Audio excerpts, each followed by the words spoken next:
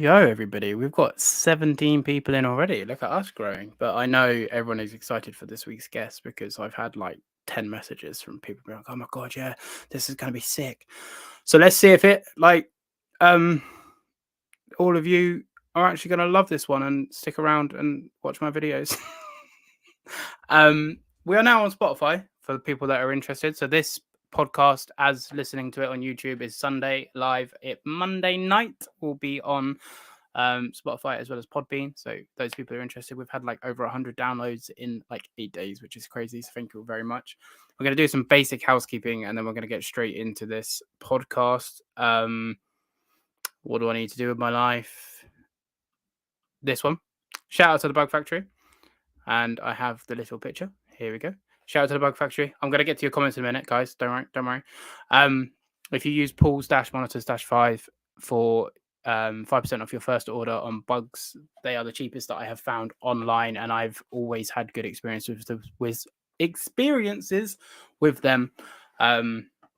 So make sure you go over and check out the Bug Factory. Link is in the description. And again, before I get to the comments, thank you, Patreon, all the people that support me. That little bit extra, the link is in the description if you guys want to. Every single tier has the exact same rewards. So no matter how much money you pay, it's all included. You don't have to pay more to get more rewards, as it were. And you get entrance to a private Discord where we just talk absolute rubbish about lizards. Wow, 27 people. Hello.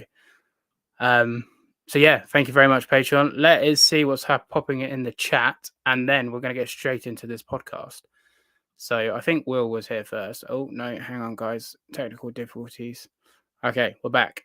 Hello, Bam. Wow, you guys are talking a lot. My laptop's freezing.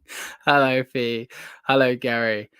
I'm not even reading the comments. Hello, Dan. Hello, Miko. Gary. Hello, Ben. How are we doing, my friend? Hello, Logan. Thank you for tuning in. Hello, Ben. Hello, Serenity Dragons. Thank you for being here. Hello, Stuart. Thank you very much for being here. It's going to be a killer show. Hello, Rick. Thank you for being here. Here in the UK, it's about time. We're talking about something else. I don't know what that says, but yes.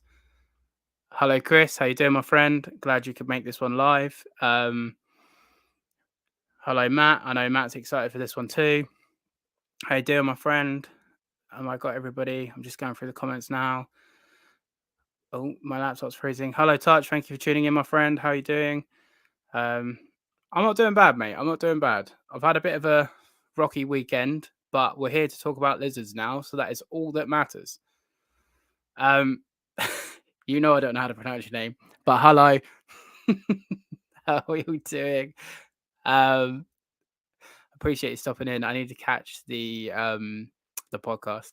So, Lady Ernie, Saraf, and the Crow Goddess, maybe. Thank you. I'm sorry. All right, I'm illiterate. Leave me alone. Thank you for tuning in. Hello. Right. Oh, Jesus Christ, what's going on? Fake fans. Okay, everybody. Right, I've said hello to all of you. I appreciate all 28 of you. Please like the video. Without further ado, that was a good, quick intro. We are going to introduce this week's guest. People may know him as Reptile Revolt or Matt Cossman. Hello. Hey, how's it going? How you doing, mate? You all right? Pretty good. Good. Thank you very much for being here. I imagine you're a very busy man. I've seen the videos of your collection, so... Yeah, it's a full-time thing. I mean, I'm retired, but it's a full-time hobby, so it keeps me plenty busy. It's I don't think it ever is easy. No matter if you have one animal or 110 animals, there's always something somewhere to do, isn't there? If you're doing it right, yes. It's very true. We're just going to jump straight into the quickfire questions, and then we can just get straight into the meat and bones of this matching artwork. Oh, we do have matching artwork. Look at that. Oh, Adeline Newbell. Yeah, there you go. Yeah. It was literally a nightmare to get these to the UK, not because of Adeline. It was basically customs, and they held them, so I had to pay like £100 to get them out of customs. I was like, fuck's sake. Anyway, quick fire questions. So, starting off, snakes or lizards? lizards. Money or time? I'm sorry, what? Money or time? Time. Mentally strong or physically strong? I gotta say both. I don't think you can be physically strong unless you're mentally strong. So I guess the mental has to come first. That's a good point. That's a good point. Wild caught good, wild caught bad. In the right hands, wild caught's very good. And the majority hands, it's not so good. It can be pretty detrimental. Pro snake rack, no snake rack. I think in an industrial scale, for people that breed certain species, it's permissible. I don't think it's great, but I think it works okay. I understand the pros of it, but for me, it's not for me. I wouldn't advocate for it. Arid species or tropical species? I keep a lot of dwarves and tree monitors, so I kind of swing back and forth. So I guess I gotta say probably tropical. So basically, I know you said you've caught a couple of podcasts. You'll be familiar with this question. My girlfriend picks two random animals for the guests to pick between. I haven't seen this one until literally just now. I forgot last week, so she took my phone to do this. So for you, she has picked beavers or platypus. Platypus. That's easy. All day. It's a freakish animal that's They're pretty cool. Yeah. Like a venomous duck, otter that lays, like, don't they lay eggs or something? Yeah, like they do. If you had to describe this animal to someone that didn't know it was a real animal, they think you were making it up. Yeah, they're a cool animal. Yeah. Have you ever seen a platypus? Do they have platypus in zoos in America? They might. I don't recall seeing it though. Yeah, I've never seen one. Big reptiles or small reptiles? Oh man, I think overall, like for a hobbyist, small is probably more ideal. But for myself, I probably like the larger ones. Just with respect to lizards. I'm not a big fan of the large constrictors. No, definitely not for the hobby. Would you rather be? Oh no, I'm skipping a question. Big monitors or dwarf monitors? And I consider tree monitors to be Adatra dwarf monitors. And I do love them, and I love all my Aussie dwarfs, but I love a huge monitor, like a big Salvatore or Croc monitor. I don't think it's reasonable or realistic for most people to have them, but I think there's nothing more impressive than a giant water monitor. I got a sulfur. Okay, yeah. Yeah, I mean, if I was to go to Australia, what am I going to be more excited for? The Gilleni or the Parenti? So, yeah. Would you rather be Instagram famous or YouTube famous? God, neither. I barely have no any interest. Footprint. Yeah, I try to stay off grid for the most part. It's not for me. It's not for me, if I'm honest, mate. It's a toxic place. It really is. I'm all good at it. Right, I need to get my prop. Crocs or no Crocs? No, man. Hard. I know they're the rage now, but they came from a movie called Idiocracy, and the person doing the wardrobe for that movie found them when they were a budding company, and they thought that they were so ugly and stupid looking that they would never be popular, and now they're everywhere and everybody loves them. I didn't know that. Look at do you know what? No matter how this podcast, what direction, whatever we talk about, I now know the history of Crocs. So it was worth it. Yeah. They work. Everybody loves them, so my son wears them. Can't convince him not to. Yeah, I don't know. I don't really know. Like I say, I don't think they're I don't look at them and go, wow, sex appeal. No. But they are very comfortable. Super comfy, yeah. Yeah. Would you prefer feisty or tame? I like the feisty ones. I do. That's part of my appeal for wild caught is I really enjoy the process of acclimating a wild caught, like tree monitor, for example, to one that's just placid and just outdoor. I think it's really a fun transition to see them go from that fight and flight to just being copacetic with whatever's going on. I really like the feisty ones. It's a fair point. Wild types or morphs? Wild types for sure. All day. And then the final question doesn't have to be a species you own, but it probably is. In your opinion, what is the best pet monitor? Best pet? I'd probably say a Pilbara rock monitor.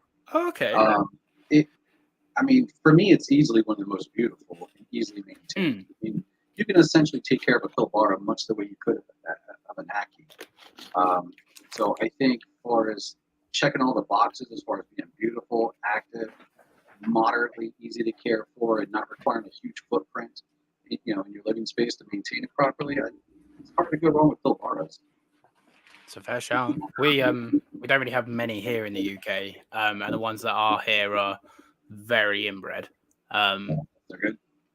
But yeah, that's I do really like them. I have had them in the past, and I'm kind of tempted to one day maybe try and import and try them again, because there's not really many people doing them here, which is a shame. But at the same time, there's not a mountain over here either, but there's enough to, like, if you want one, you can. If you wait it out a couple months, you'll find one. Yeah. There's the odd male that comes up now and then, and ranges in price from something really, really low to something silly high. But I haven't seen babies for 4 years, 3 years, 4 years. Wow. Yeah. Wow. I'm sure there probably has been, but they just haven't made it to the public market. They've probably already just got names on them and they've just gone. It's a shame. They're an easier breed too. They're no more complex than Ackies. So. Jesus Christ! If I got them, then I'd populate the UK because I can't stop my Ackies. They'd be crawling up the walls. Yeah. Yeah, I can't literally. Well, actually, just on that question, have you seen or heard of an Ackie clutch bigger than 27 eggs? No, my largest was 21, and that was a few years ago. So if you're getting Ackie clutches that big, you're doing something right. I got a 27. So the last 3 clutches I had was a 27, a 24, the same female, 27, 24, 21. Yeah, that's a high producing female. That's pretty good. I mean, I don't know if it's genetic. I mean, I'm sure husbandry and you're supporting the animal well enough to produce all those follicles. My God, that's pretty darn good. And what's more mad, and I don't condone this, but she did that all 3 clutches from the first clutch being laid to the third clutch being laid was 90 days. That's impressive. I was just like, good. What are you doing? Just stop. Just wait till they hatch. You've got saggy babies or whatever. Just had 17 hatched in the last couple of days, and they've made me wait for it. They were hatched at 127, 128 days. Normally they hatch right around 115. Yeah. All mine hatched at right at 110, almost 110. Yeah. These ones were making me wait, and the eggs hadn't, when the eggs start to get that little bit swishy and dent, and you're like, okay, they're going to hatch soon. Around 115 days, they were still solid and leathery. I was like, oh my God, are these ever going to... And I'm cooking them at like 85, so it's not even like they're cold. It's close to what I'm doing, so yeah. Yeah, but normally I am, like I say, right around that 115. I'll pretty much... It'll take a while. You need all the time you can get. You got so many hatches now. Space them out as long as you can, man. I've got Gilleni due in the next 20, 30 days, so I'm having to set up like little... because I want to raise every clutch up individually. So I've got to get 6 hatchling Gilleni setups ready. I need 3 ready in the next 2 weeks, just to be safe. So because if they hatch at 100 days, I'll be snookered. And then 45 days after each clutch was their clutch to clutch 45 days. So, and I don't want to sell them at 45 days old. I'd rather wait until they're 60, 70 days old. So yeah, I've got to have 6 baby setups for bloody Gilleni. It's gonna be a fun ride. Yes, I'm not looking forward to it. I am, but at the same time, I'm not, because financially, because I don't buy crickets because I can't stand the smell or the noise, so I feed them all locusts, and locusts are cheap here. Yeah, locusts are cheap here, admittedly, but buying 1,000 crickets and buying 1,000 locusts, the crickets are half the price, so I double my outgoings just for ease. But then I still have the girlfriend who helps pay for half the bill, so win-win. Right. I'm just going to dip into the chat very quickly because everyone is talking. Hello, GIS Herb. One day, check your DMs live on, because I would love to have you on. Hello, Serpentine. That's awesome. I've never. That's a lie, actually. We spoke on Facebook a couple of years ago about Gilleni, I believe, but we've never spoken like properly. But I would love, absolutely be honoured to have you on. I'm just checking if there's any questions that I haven't missed before I get into this. I don't think so. If I have, guys, sorry, just keep repeating yourself. Okay, so let's just start at the start. Where did your sort of love and passion for reptiles sort of come from? It's kind of always been there since I was a little kid. I would walk down the street and I would see a garter snake, and I would assassinate to catch everyone in the neighborhood. And before you know it, everyone that finds a snake or a toad or a turtle or whatever they call you, and you got to come get it out of their yard or whatever. And, I mean, it started ever since I was a little kid, probably like 5 or 6 years old, and since then it just kind of exploded right around 2003. That was when I got my first monitor lizard, which was a black tree monitor bear. Oh, sick! Yeah, that's a big starting out with the big dogs. Yeah, I didn't know what the hell I was doing. it was very happenstance how I came into them, and this was very pre-internet too. So internet was there, but there wasn't much information out there. So it was DIY, figure it out yourself, and just trying to replicate what you thought was the right thing. And back then, everyone would say, keep them hot, feed them a lot. So inevitably, everybody turned their animals into beef jerky by cooking them too hot. And I wasn't able to do that because I couldn't find powerful enough bulbs. So I kept my tree monitors a lot cooler than what the guy who I bought them from said I should. And I mean, they had a good basking. It's actually about what I use now, but I didn't know that back then. I just used what I had. And that was it. I lucked into an early clutch of black tree eggs, didn't know what the hell to do with them, took them to the pet store, and it was a reptile specialty store in Los Angeles. And the guy incubated them for me, and that was it. I didn't do anything other than put them in a crummy cage. I mean, that's starting off on the right foot. You must have been like, I mean, I could be wrong, but I know I personally would be like, right, I need more. I was over the moon. I bought another pair right away. The guy had, this place was called La Habra Pets, and the guy had just tons of monitors, and he was a big monitor enthusiast. And he had 4 pairs of black tree monitors, all living in, if you can believe it, a 4 foot wide, 4 foot tall, 2 foot deep cage. And they were all wild caught, but he had them for, probably at least 5 years, minimum, each one of them. So they were super, super docile. And I convinced him to sell me another pair, and he did. And I never got the second ones to breed, but it was just, from there it was on. I was fascinated with them. And then I learned there's other colors, And, yeah. You're like, what? They come in blue? There's blue ones? Yeah. I remember when yellow tree monitors were first mentioned, and someone put up on some chat group or something like that. I can't remember the chat group, but someone put up like, has anyone ever seen this? Is this real? And it was a yellow tree, and I was like, there's no way in hell that's real. Like, it looks like a highlighter. Yeah, there's no way that's real. And sure enough, before you know it, I started seeing blues and yellows. I was blown away. But they were so priced out of my my range. There's nothing I could do control of. So just again on that, because we're sort of talking them, just to look at, what's your favorite tree monitor? Probably black trees. I mean, everybody loves the vibrant colors and stuff, but there's something about it, it's partial nostalgic for me. But that deep yet black look on them is just, it's astonishing. The eye color contrast, because they'll sometimes have like a brownish color, or it'll be like a much brighter red. I just think they're a gorgeous looking monitor. They look really impressive in a well lit enclosure. They are my blacks are my second favorite. Greens are my favorite, but then blacks are my second. Yeah, greens definitely are a close second. And then to keep, what species do you enjoy the most to keep just out of the tree monitor complex? Right now, the yellow trees. I've had them before in years past, but I never kept them long enough to make a project out of them and get any eggs from them. And I got a pair that came from Brian Susan at Sundown Reptiles, and they're just insanely cool. I'm really enjoying them. And she's cycling right now, so I'm hopeful.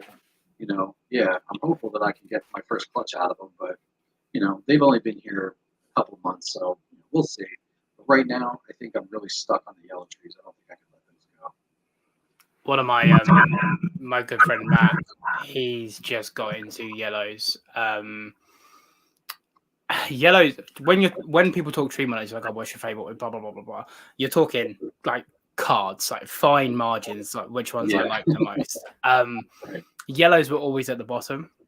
And then I start seeing, because Chris Applin here in the UK has some really nice ones. There's a couple of other people that have some really nice ones, as in, like you say, the highlighted yellow. Because I've seen a couple that are like washed greens, and I'm like, eh. Then I saw a couple that were neon yellow, and I was like, these things are kind of cool. Yeah, and they're bigger than I thought, because I was always told that they're the smallest in the complex, but I've seen a couple of like big ones. And I'm like, oh, okay, all right. So yeah, I don't know if it's it might be in my future, but it's definitely not in my immediate. Blacks could be, but yeah, they're definitely, like you say, hard. If you try to explain it to someone, almost like the platypus, like, right, there's this luminous yellow, like neon yellow lizard that lives high up in the trees. Yeah, they're like, no, lizards are brown and green. Come on, guys. So you started out with these black trees in 2003. Yep. So that 20 years ago. So what was like? Just take me back to sort of that time, because obviously I can imagine. But I'd have been 7, so I wasn't keeping reptiles. Was it very much just like a standard light bulb from your house, put them in a box, and then, like you say, you pray? A few years before that, it was. But at this point, so they started selling spotlights from the pet stores, and the guy was saying, use the spotlight. So I use these little, Reptile bulbs or whatever the hell they were called, and they were pretty decent, but they were, they're like 60 watts or whatever, and there just wasn't that much heat coming out of them, but it did produce a good enough basking spot. And then I stumbled onto at one of those big box hardware stores floodlights, and I was like, I want to move the bulb further away, because they kept like trying to clamor onto it, and I was afraid they were going to get hurt. So I was like, I want to move it back, but I figured I need something stronger, and I stumbled onto floodlights, and the floodlights were a fraction of the price of these pet store bulbs. So I started using those, and that was kind of like a big moment when I realized this is going to be a little bit easier with the right product. So, can you still hear me okay if I've got my mic this far away from me? Yep. Yeah, okay, cool. Let me know in chat if I'm too quiet, everybody. I guess as well, because nowadays, because I've been keeping reptiles for about 10 years, but I've only really been involved in the hobby for the last 2 years, I would say. Obviously, I'm part of the hobby keeping reptiles, but as in like sort of having my fingers in multiple pies, knowing what's going on, sort of keeping my eye on this person doing this. I mean that by the hobby. I'm assuming, obviously, in 2003, you didn't have that, like, those echo chambers, because no social media and stuff. So when it comes to, like, for example, you figured out, well, guys, we're keeping tree monitors too hot, we're keeping cooler. Like, was that something that you could get out there, or was that something that you could only really tell close friends? I took a beating on that subject in the chat rooms. There was this, I cannot remember what it was called. Oh no, I do. It's called Varanus.net. Yeah, I've heard of it. Yeah, it was ran by this guy named Frank Reitz, who was like an old school, one of the OG Herper type guys, and he was a wealth of information. But a lot of that information was really outdated. And when I was explaining, what I'm doing and what it looks like and what I'm using, I took a bath. Like, I was just getting hammered nonstop, and I mean, there's no peanut gallery to defend what you're doing, because for one, tree monitors weren't even on the radar as a pet for a lot of people. So most people didn't know what the hell they were. So I just was like, you know what, the hell with this guy. You know, they're alive. They seem to be doing well. I got a clutch out of them, so that can't be all bad.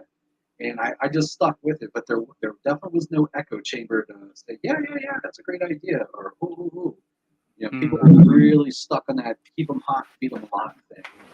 And it didn't make a lot of sense to me, because when I opened up the enclosure, I would just get smacked in the face with this heat wave, which was like, okay, maybe a lizard does like that. But I kept thinking to myself, do they never want to cool down? You know, and that's when I was like, okay, we need ventilation, we need to do this, we need to lower the heat bulbs. And that got me into like using dimmer switches, like wiring up a dimmer switch to dim down my bulb, because, you know, we didn't have, you know,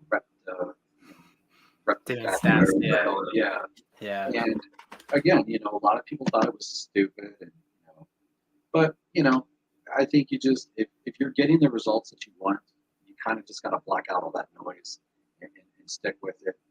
But it was a pain in the ass back in those days, you know, because you couldn't really chime in with anyone else either, as far as like someone else keeping it, because I didn't know a single person that had tree monitors back then, except for the guy who ran that pet store.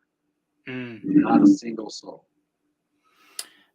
It's crazy for when you think about it. Like, my generation obviously doesn't know any different other than social media. I was born before social media, obviously, but I grew up into it. I'm sort of the middle generation, coaching into 30. But I think, talking from my experience, I think it's not changed, because you seem to be 50-50, but obviously the difference is the information is right there. You just have to type it in and you can find it. But some people, including youngsters, are very much like, yeah, keep them hot, feed them a lot. Like you say, it's when I got into monitors properly about 3 or 4 years ago, that was the consensus that I found before I started going like deeper. When you very much look at the surface, it's like, yeah, especially Audatria, keep them hot, feed them a lot. And then you start going in deeper, like you say. And I remember for me, what sank in for me was, in our old house, we had no seal on our door, and there was this cold breeze that would blow through, and my mangrove enclosure was right by the front door. And I had a cable coming in through the glass that was a heat mat for her nest box. So the glass had a slight crack on it, and the breeze from the door would blow from obviously outside and into her enclosure. And I always used to go, oh my God, like here in the UK, it's really cold. We're like, I don't know what it is in Fahrenheit, but it's like 40 degrees Fahrenheit, roughly, like 5 degrees Celsius. I was like, oh, this breeze is going to... she would go and sit on it like that. And and I was like, what? At first, I was like, oh my God, what are you doing? What are you doing? And then your brain starts to go, and it starts to go, well, she's not dumb. She knows she wants this. So I guess my question from that point is, if you were able to get the hotter lights from the jump, I guess it would have taken you obviously a lot longer to make that realization that people were doing it wrong. Yeah. And you know what? It might have been at the expense of the animal's life, quite frankly, because tree monitors are not the most forgiving species. You know, especially with someone, you know, back in those days. They just, when they can't, I mean, mind you, the ones I got were very long-term captives, so I got really fortunate. But I mean, they can dehydrate super, super fast. They can crash even faster if you just don't do it right for a short period of time. And I think, in retrospect, looking back, yeah, I probably would have cooked them. You know, so I'm glad that I couldn't find the right stuff. I couldn't afford, you know, the super good bulbs at the time, and I made do. But yeah, I mean, but you know what though? The thing is, today with like, we do have all these resources with social media, the internet. I mean, you can Google anything and get an answer. You got the answers to everything. But you also have the misinformation to everything. So, and my God, if you want to have an argument with someone that thinks they know something, but it's the wrong stuff. Yeah. And they will die with that information because they think it's real. And there's nothing you can do to convince them except go, all right, good luck. So I don't know. I don't know what's worse, having too much bad information or having no information. Neither one are very good. I find people, so I'm an electrician by trade, and I find people that have a little bit of knowledge are the worst. If people that have extensive knowledge or people that have no knowledge, they know their place. They go, oh, do you know what? I don't know. Or they go, this is this, this is that. The people that have that 10-minute Google and they're like, well, actually, I Googled that you have to put this on this circuit. And you're like, you have no fucking idea. Yeah. There's nothing you can do with those people. Yeah. There's nothing you can do. I don't know if you... All right, cool. Good luck. I don't know if you remember like how we started speaking, but you messaged however long ago when I went on a massive rant about one of these people on my Instagram story, and you replied to my story, and I can't remember exactly what you said, but it was something along the lines of like exactly right or something like that. Right. Because this guy was trying to keep a mangrove like a fish, and like it was all water, and I went on a massive rant on my Instagram story, and I shouldn't have done it because I've learned nowadays it's pointless trying to convince flies that honey tastes better than shit. But you get so caught up in these moments, and at the end of the day, I'm the one that's like hurting. Away from the table, frustrated that you couldn't. Yeah. And you know what? I used to be vocal on some forums and groups and Facebook pages, and in the past couple of years, I've been slowly like weaning myself off of it. This stuff's like crack cocaine, man. I mean, you want to spread good information. You want to preach good husbandry. I mean, you want people to succeed and do well with species. And like for me, I've kept monitors for several years or a few years, and then I've had nothing for a few years while I go through life changes because I spent 20 years in the military, so I would transfer all over the country, and it's not that easy to do with like a horde full of animals. So I would go through patches where I didn't have anything. And I had more time to argue with people on the internet, which was an exercise in futility. But yeah, I find that removing myself from those moments and just not participating has been the best thing for my mental health. And what I really love about it is so we got this tree monitor group on Facebook, and I think there's a few more now. But when it was started, there was like 800 people, and that was huge. We thought that was awesome. And since then, the number of hobbyists that have been learning about them, teaching others about them, reproducing them, advocating for them, it is just blown up. And there are so many people now that breed tree monitors. I find it just to be the most amazing thing. Like Nick Gill, for example. At this point, he's produced more than I ever have. And I think that's amazing. I'm like, thank God. Yeah. And we got people like Nick or Catherine, Kathy Brown or Vanessa Crutchfield. Cody Kopp knows a lot about them. Brandon at Canadian Cold Blood, he knows everything about them, but he doesn't chime in too much. But the more these people that have this information, the better. They spread it. They teach other people, and what benefits is the animals and the conservation of them. And that is what I find to be the most amazing thing about having all these social media platforms. So there's definitely a toxic part to it, but there is the benefits of it too if you can get past all the BS. Oh, 100%. All of those people you just listed are people I would love to have on. I remember Catherine, the Reptile Whisperer. I remember watching her like 10 years ago on YouTube. Like whatever it was, camera, like the proper great, obviously because of the time, obviously. Yeah. But like I remember seeing them then, where the camera did not do the pristine justice, and I was like, oh my god, I need these one day. And like it might have even been longer, it might have been like 13, 14, 15. Either way, like I'd love to have her on one day. I speak to her now and then on Instagram, and for me it's like I watched you years ago. This is crazy. But yeah, like you say, that sort of information from these people trickle down and they inspire younger keepers and older keepers, but they more so the younger. So I guess on that then, so you got your black trees, you ended up getting another pair, you were breeding. What point, so like you say you were in the military for 20 years, what point did you get to a place where you were like, do you know what, I'm keeping for keeping now? Was it when you left the military, I guess? Well, I actually just retired 3 years ago.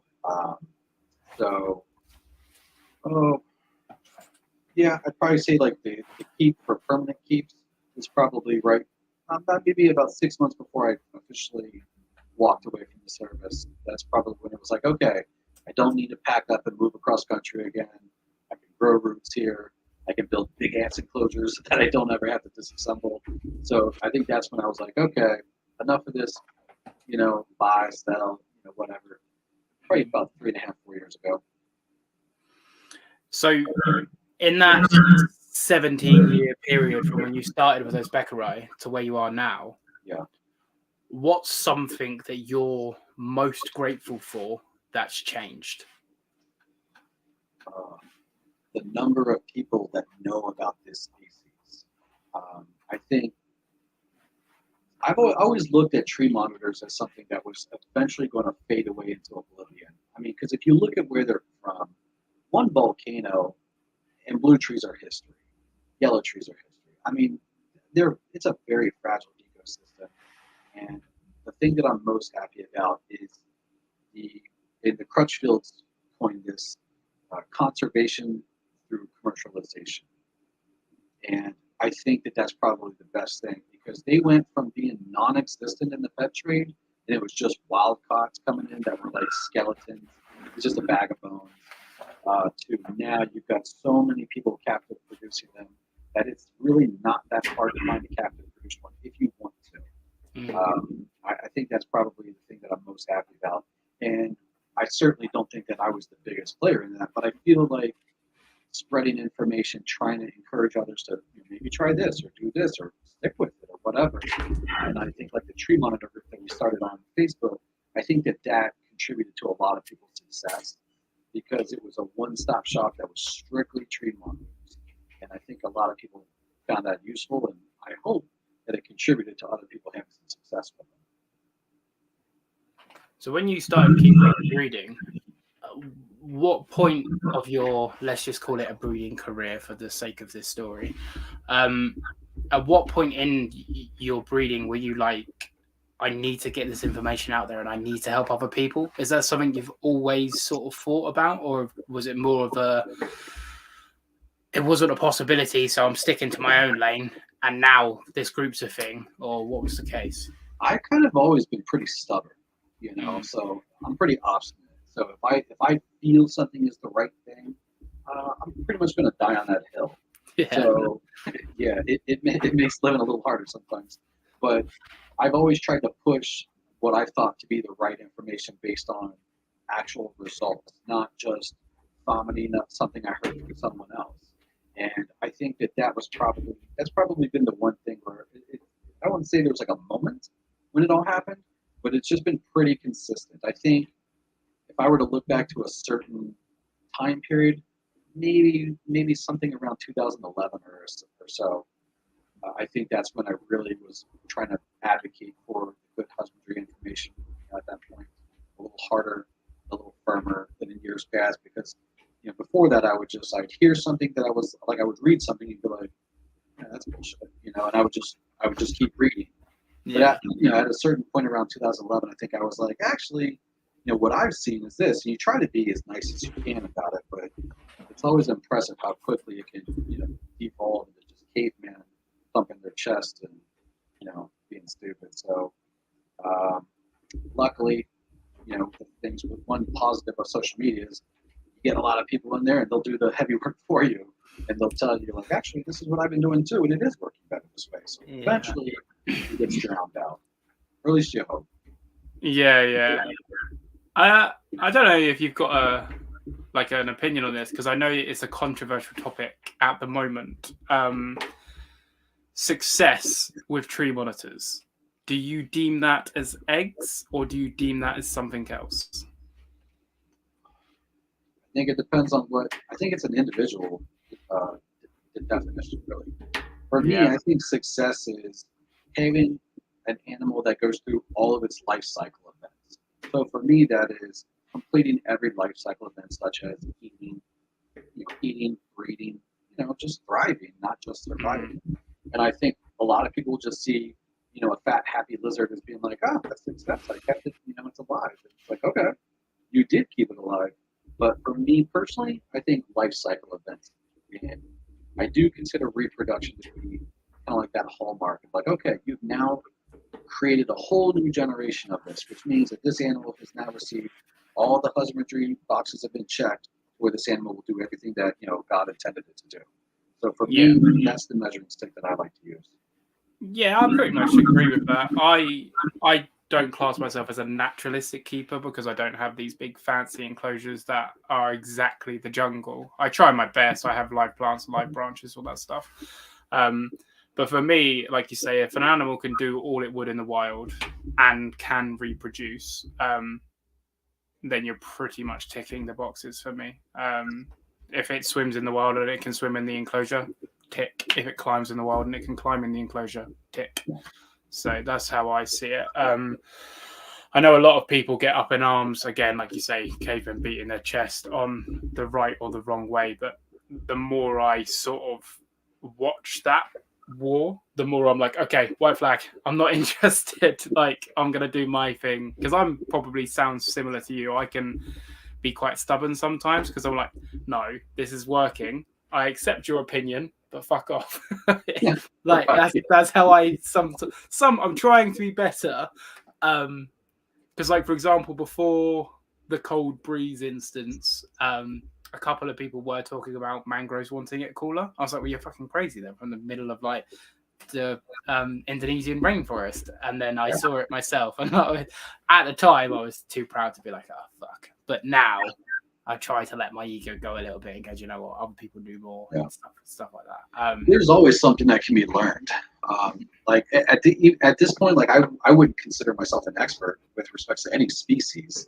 I would say that I'm pretty much a novice at this point because there's still so much left to be learned about them. And I don't know if anybody has the answers on some of these things yet, but I mean, for me, that's the draw. That's why I love reptiles, because they're really just an understudied, group of animals within, the planet. And, I'll talk to people about it and they're like, oh, wow, where did you learn this? Like, did you go to school? I'm like, no, you got to keep this stuff and raise it, and go through all the trials and errors of it. Like the hobbyists are the ones that are essentially writing the books on a lot of these things because, it's not a sexy thing for a zoo to, spend a bunch of money, on a reptile study as compared to penguins or polar bears, or you know what I mean. So it's not a big money driver for donations and stuff. So it's the keepers, it's the hobbyists. It's that industry that really paves and blazes that new trail on what's being learned and ways to do it better. And what I think is disappointing, like right now here in the U.S., blue tree monitors are being talked about as far as being added to the endangered species list. And to me, it's like I get it. I'm all in favor of conservation and stopping wild caught exports and stuff. And I know you got bad actors out there that are going to label something captive bred and it comes in and it's clearly not. I understand all that. I don't want to do that at all. But to me, stopping the interstate sale of these animals within the U.S. that are captive bred is anti-conservation. So all it's going to do, it's going to create a black market for them. People are going to get in trouble, and it's going to become a total shit show. And I think it's just the dumbest thing by bureaucrats that just, frankly, they don't know any better, because the people that are, the loudest voices in the room are these animal rights groups that they don't think you should own anything. They don't think you should own a goldfish or a dog or a cat, let alone an exotic animal like a lizard. So these people don't know their head from their ass, and the people that pay the price for it is the hobbyists that actually care and want to learn about them and do right by them and actually conserve that species. Because like I said, one volcano and there they go. Yeah, as of lately, I've had a bunch of people commenting on my Instagram, like, I've just had a wave of it. I've managed to dodge it, and now I've hit it. The standard typical, these deserve to be in the wild, these shouldn't be in a box, all that, those people. So I always reply to them, go, okay, cool, I assume you're 100% vegan and you don't own a pet, because if you eat meat or you have a dog, then you're a massive hypocrite. And they never reply, and again, I'm wasting my time and my energy. But like you say, outside of maybe the big fancy ones, Komodos, wow, a massive lizard, maybe a blue tree monitor because it's a blue lizard, but like you say, reptiles for the most part, they don't get the love outside of the private keepers, which is a shame. And I think it's starting to change. Like, people younger than me are starting to be like, oh, but there's a bit of a thing here in the UK at the minute that we're in an economy, I think the world's in an economy crisis, but we're pretty bad. It's the worst it's been since I've been an adult, if you like. And zookeepers, for the most part, just don't get paid very well, to my understanding. And yeah, they don't. And obviously everything's going up, wages are going down, we're funneling into a recession, and these zookeepers are sort of leaving and they're not doing anything, and less keepers are reptile keepers. So obviously it's now getting to the point where there's less and less reptile zookeepers, which is only going to be like, well, we can't have reptiles at the zoo because we have no reptile zookeepers. So it was starting to do well, and now over the last 6 months to a year, it's just the economy has turned it back on its head, and we try all our might, but like you say, you can't fight. We don't have the guns, so we can't fight. I think that. If I look into a crystal ball right now and I forecast what I think is going to happen, I would think that by and large most reptile species will be outlawed eventually. Like here in the U.S., it seems to be a trend. Like I live in a state right now that's very restrictive. They have the restricted list, and then everything you have the unrestricted list, which has next to nothing on it, and then everything else is restricted, which is a very broad, governance of reptiles. So basically, if you want to bring in a monkey-tailed skink, for example, you got to go through the legislative process. You actually got to go through your state legislation and get it added on to the unrestricted list. Like, what a burdensome thing that is. And most people aren't going to do it, and they move on to something else. And it's not just this state, it's all over the place. And again, it's like anything. The loudest voices in the room, the squeaky wheel gets the grease. And a lot of those loud voices are from animal rights groups. And they have honorable intentions. I get that. But, hell is paved with honorable intentions. It's the blind ignorance that they have that is actually causing the problem. And it turns out to be, for me, I call it anti-conservation. Yeah, an import ban such as we have in Europe would be far more beneficial. It makes no sense stopping captive bred animals being traded. 100%. Chris is 100% right. Yeah, it makes no sense. Like they're already here. Yeah, especially if they're captive bred as well. Yeah. Who cares if we're like they should be celebrating that we don't require wild caught origin animals, and we're supplying quote unquote the pet trade and zoos and in that industry with these domestically produced animals that have never known a burlap sack slung across the shore of some indigenous kid catching it, whatever. So animals aren't stressed. They live good lives there. Another thing as well with that kind of stuff though, it drives prices up, and like you say, it either makes stuff goes underground and drives prices up, both of which don't benefit the animal, because there could be an amazing keeper out there that can't afford X and X thousands and thousands, or they don't want to break the law, or they don't know people that are underground. So all of a sudden you've cut the head off the snake sort of thing. Like you can't transport these perfectly healthy captive bred animals. Now the prices are going up because there's a monopoly on it, and now they're going underground. So you've got 3 different heads of the Hydra now that you have to combat if it comes in. So it's nonsense. It won't end well, I'm sure. I just hope that it doesn't get so bad that like so many species become restricted species. And I just feel like in this day and age, it seems to be trending in the direction of more oversight as compared to less. And when I started out with reptiles, we're talking about a fringe, hobby keeping reptiles. Back then, nobody kept reptiles. You told someone to eat reptiles, they were like, ugh, like what for? You have to explain like, no, they're really, really fascinated. They just think you're crazy. But now it's so mainstream. It just seems like it's so mainstream. It's getting so much attention, and that's good and it's bad, because you see the people that have these giant constrictors and they make these videos of like their 3-year-old cuddling in a 16-foot reticulated python. And you're just like, you're so goddamn bad. Like, don't do that. Like, it's not a good look. And I think things like that, people think that they're, they want that 5 minute of fame of getting 30 likes on their Facebook page or whatever, and but it's to the detriment of the hobby. And I wish that it wasn't like that, but what are you gonna do? So again, these are things that drive me mad. It's maddening to me. So I try to really not get into any social media arguments about it, because I'm just like, oh, I've got opinions, but I try to fight my tongue So I don't get crazy on it. Literally, I'm exactly the same. Like, I watched the video. A couple of people in the chat know the video. I'll tell you off air. Because I'm not into naming names. I don't care. But a YouTuber put out a video on socialization of monitors. And I really like this YouTuber. I watched this video. I was like, "You're a prick." Unfollowed. I didn't message it. I don't, but that one, and I was like, one side of me, like my good side, was like, he's in the wrong echo chamber, Paul. He doesn't know any better. He thinks this is good information. Reach out to him. My other side, who won that day, was like, "Nah, these dickheads putting out shit information." I was like, unfollow.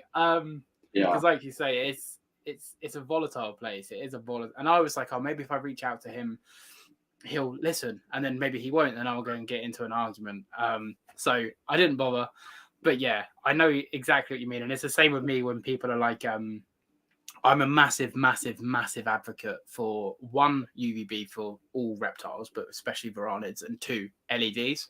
As someone who struggles with mental health, the light spectrum can enable your animals to have a better psyche. So I'm like, okay, cool. I know what it's like to struggle, so I want to give it to my lizards. And the difference is I don't judge people. A lot of people are like, if you don't do my gold standard, you're a prick. I don't judge people for it, but I like to try and preach it, to try and bring people up. That's what I like.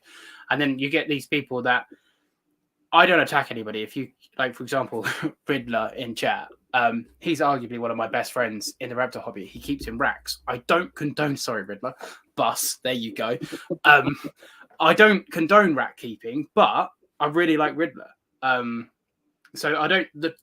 Two things can exist. You know what I mean? So people don't keep their monitors with UVB or LEDs. We can still be boys. We can still talk. We can still be friends. It's the civil disagreement. Can you be civil and just not see eye to eye? And a lot of people can't. You know, a lot of people can't. And it's so if you got a buddy that you can disagree with and still be friends with, and that's cherish it. But the problem is, like you say, some people that are the opposite end of the spectrum, that's completely fine. Yeah. But they'll say to me, they're the ones then throwing the shots. Like, no, you should be preaching this and you should be promoting this. I'm like, mate, I'm just trying to stay in my lane. And I've actually had a few people message me privately, and just be like, I don't think you should preach this sort of stuff because we can't all meet this. And I'm like, this is how I keep. I'm sharing my life with lizards. Yeah. I'm not saying these people are wrong. You know, these people are right. I'm not like, I don't have like a dogmatic approach to racks necessarily. Like way back when I bred ball pythons in racks, and it was so that I could buy other reptiles, quite frankly. And they reproduced very easily in a rack system. And it made perfect sense at the time. People told me, oh, they live mostly in burrows. I'm like, well, okay, then I don't feel so bad about it. But since then, I've kind of weaned myself away into more naturalistic enclosures. I try my best to replicate as much as I can. I can't do it like some people, like what's the name, Frank Cologne. My God, like some of these people got the most amazing enclosures, trees growing, and I'm like, how in the hell do you do that? Like my animals shit all over the leaves, they destroy the branches. Like it looks beautiful for about a month, and then I got to rip it all out and throw new stuff in. So I don't go full naturalistic, but you know, I try my best. But like the people with the racks, like I'm not vehemently opposed to it. I think it has its place. I just think that maybe it's not the best way, you know, but it is a way. And if the animals are completing life cycle events, they're reproducing, so I guess they're not suffering. But you know, I don't consider myself an expert with pythons and animals that live in racks and stuff. I just look at it and I go, it just looks a little too industrial to me. You know? I will caveat just for people listening. Riddler is coming away from racks. Not that I care, but he is. He's going to naturalistic keeping vivariums and stuff because he had the similar epiphany. He was like, well, they live underground. I guess it's fine. And then he looked at it, and he gave the example of he went into the shop, picked up some eggs, and it was like battery farmed or whatever. And he was like, oh no, I want free range. And then he was like, I'm battery farming my snakes, but I'm buying free range eggs. And he was like, I can't fucking do this anymore. So he is coming away from it. But so on that then, because I don't know how recent it was, but I remember I'm going to say recently. You're probably going to be like, it was 3 years ago, Paul. But I know you did those like custom enclosures that are on all like down one wall and they're built up off the floor. Yeah. Is that a recent thing, or has that been a while that they've been? Well, I've never liked having enclosures that sit on the ground. I learned the hard way. Big enclosures sitting on the ground are a pain in the ass to move. So I've always liked to do it on a stand, and I think a 24-inch tall stand, it puts the animals eye level or a little bit higher to give them comfort. And plus, you get storage underneath. So it's not something this design with these specific stands and enclosures is within the last 4 years. But I've always preferred to have them up off the ground. And I think with my tree monitors, I have had enclosures that were, 6 feet long, 6 feet tall, so many feet deep. And what I notice is they don't use hardly any of that space. They kind of use like a certain area all the way across. So I ditched that design and I went to now all my tree monitors, they stayed 6 foot wide, 4 feet tall, 3 feet deep. And I have the walls covered in some climbable, some product. I use spray foam and cork bark. But that way they can use all the walls, the back, everything, tons of branches. So there's usable surface space, and they use every square inch of that. Mm-hmm. Whereas before, they would use, the top 3 feet or whatever, and they were never, hardly ever walking around on the ground. So I was just like, well, what the hell do I have all this space taken up? And it didn't work for me. I didn't like it. It didn't look good. They seem to be a little more skittish when they're on the ground and you walk up because you look like a predator coming down at them. So I think the design I use right now, for me, in my opinion, it works pretty well for me. I don't have any animals like dogs and cats walking around where my animals are, so I've never tested the theory as far as like them being skittish with the setups they are now. But I like it. It's easy access. I can just walk in, open up the door, and they're all like chest eye level with the doors and stuff. So for me, I'm getting old, man. I'm not trying to, I'm not trying to kill myself to get in and out of these enclosures. No, I'm in the process. So basically, if and when my Gilleni hatch and hopefully I sell, I'm going to buy a new enclosure. I could build it myself, but lazy. So I'm going to just buy one because it's not going to be massive.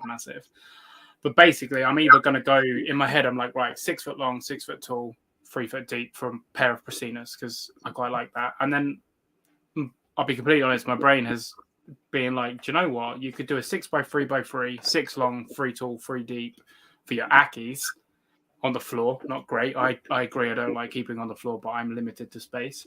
And then on top of your Ackies, you could have a 6 foot long, 3 deep, 4 foot tall for your tree monitors. And then I was like, then I got 2 enclosures in the same footprint. And I was like, both are still good sizes. So I'm like, maybe I'll run with that. The Ackies get a big upgrade. The tree monitors get a big enough enclosure for the pair. I can keep the enclosure that my male's in currently because my female's still quite young, so they won't be paired up for another year or so yet. But I'll keep that enclosure that my male's in as a holding enclosure if I need to split the male during breeding or egg laying or anything like that. And I'm starting to think about what suits my room best, not what the internet tells me. Yeah. So yeah, you've got your own footprint to deal with. So I mean, you got to work with what you got. You also got to work with the reality of who you are as a person. Like me, historically, in years past, I had enclosures that were low on the ground, and I tended to neglect them. My eyes just wouldn't go down to them and focus on them that much. So I felt like I was doing a disservice to them because I just wasn't giving them the attention that they wanted. I mean, they were living, they were doing okay and stuff, but everything higher up, I was just more focused on it. And I was just like, you know what? I don't need to keep 5,000 animals in this space. Let me just keep a few of them, nice. And I think for me, that was probably my biggest moment when I was like, I don't need to keep all this shit. Just keep a handful of animals and enclosures that are easily managed, not hard to build, easy to clean, easy to access. For me, that was just night and day. And it stopped being a chore, and it brought back more of enjoyment. Because it got to the point for me where I was like, God damn, all I do is clean and feed, water, recycle substrates and stuff. And it was exhausting, I mean, I'm in my 40s now. When I was in my 20s, I didn't care. I'd be in there all day getting dirty and sweaty. Now I'm like, that's it, Yeah. Do you know what? That all hits home with me because I was talking today to my girlfriend. I was like, right, I'm going to move this enclosure here, put this enclosure up there. And I'm a short man. I'm only 5'8". Same here.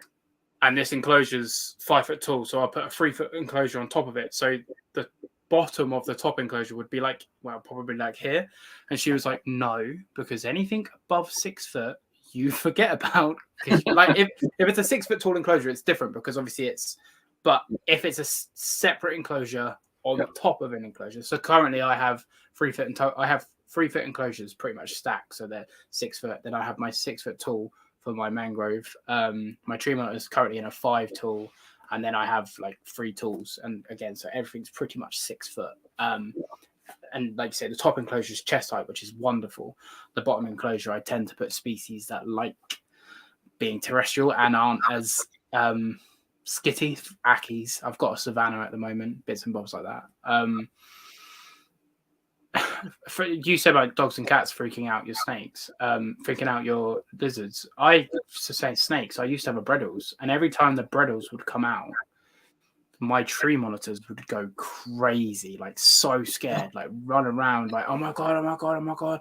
So I had to keep the snakes covered. So again, for my room, it didn't work. Were they like opposing cages looking at each other? Yeah. That's actually something I picked up on from Brandon Van Assen at Canadian Cold Blood. He said he was keeping, I think it was like Kimberly Rock monitors or something like that. And they were just not jiving with what was across the room from them.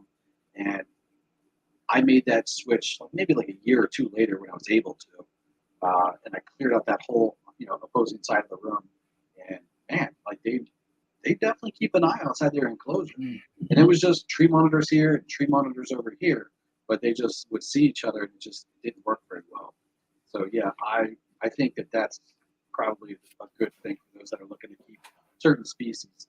I think I heard this. I don't know if I'm saying this story right, but I think it was RepTech had tree monitors and they weren't breeding regularly. And they were talking to Brandon about it, and he realized, well, you have a giant crop monitor on the opposite side that's looking at them. Yeah. Maybe move that cage. And I think, I don't know that they did. I assume they probably did because, I mean, if Brandon says maybe you want to do something, maybe you want to do it. I mean, the guy's kind of got it all figured out, Yeah. So I'm sure if they did, they're doing a heck of a lot better than they were. So, I mean, predator and prey, man. 100%. Like, literally... I remember Phoebe said to me, she was like, Kermit's going, which is our Priscilla, she's like, Kermit's going crazy. Like, he's like running to the top and like, and he's a shy tree monitor, but he's not a flighty tree monitor. Yeah. So I was like, what's going on with that? And I came in and I was like, and then I opened the door and he was like proper, like, I was like, and I couldn't figure it out. And then I turned and the Breddles was, and I was like, you fucker. There's a fucking snake over there. I was like, oh, he's going to eat me. Like everyone says, like, what superpower would you have? And I'd fly. I'd like invisible. I would love to just talk to animals. And my tree, like you say, my tree would be like, you fucking trying to, what the fuck? Right. I'm sorry.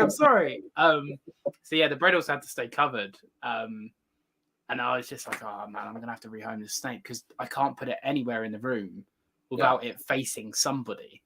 And again, I think you can use window tint. If you put window tint on both enclosures glass, it diffuses the light enough to where they really just can't see that other enclosure. Because I have done that before too.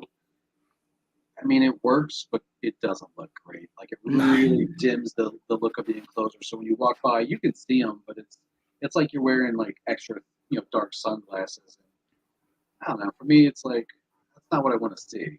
I want to see the animal. I want to see everything. But it does work. If you got no other choice, window tint works. It's a good fix. Hello, Mr. Fries' Reptiles. How you doing? He's I don't know what time it is for him there. It'd be stupidly early for him there. But thank you for tuning in. We didn't even go into it. Changing gears completely here, but we didn't even go into it. What species at the moment? Because I know you've literally just said that you had a lot of animals. You've decided to just downsize a little bit, keep a few, keep them well, nice height, ease. So what species at the moment are you keeping and working with? Right now I've got my tree monitors. I've got green, yellow, blue, and then I have black trees, but they're Vanessa Crutchfield in Florida. Kimberly Rock monitors, Ackie monitors, Pygmy Mulga, what do you call it? The Pygmy striped-tailed monitor, Varanus Catalogniatus, or however the hell you say it. Oh, yeah. So I don't know how many of those are in the U.S., but the only pair I've seen or heard of. Yeah, I didn't know that you had Catalogniatus there, to be fair.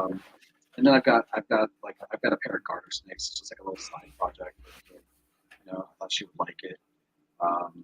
But yeah, that's kind of it. Like, I don't have that many anymore. I used to have, like, I think at one point, like, we added up, like, count up all of the numbers. I think we had a little over 100 monitors, like individual monitors. Jesus. And it was like, I mean, 16 pairs of Ackies. So I was cranking them out. I went through this phase for like 2 You're laughing about it already. It's gonna be good.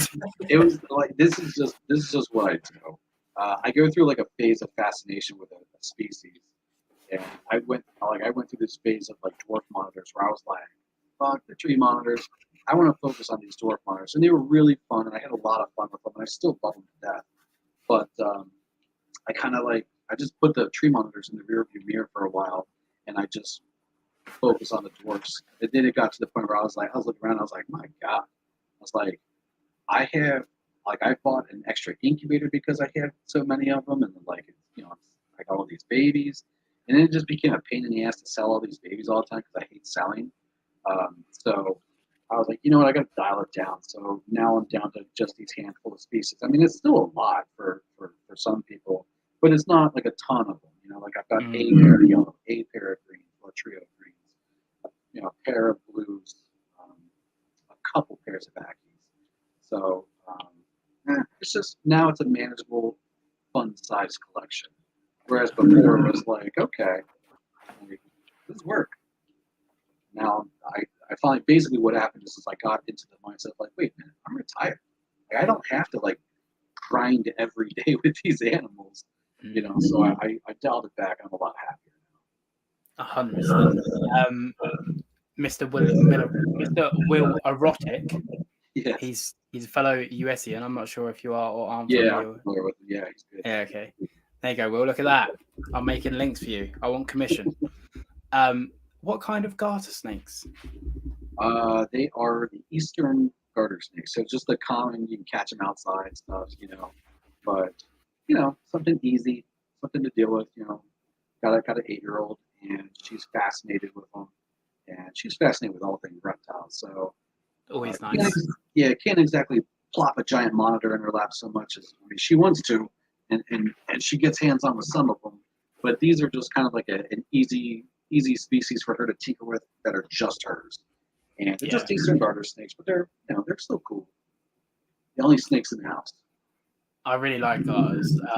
Over here we have what's called grass snakes, so they're pretty much like your water snakes over there. Yeah.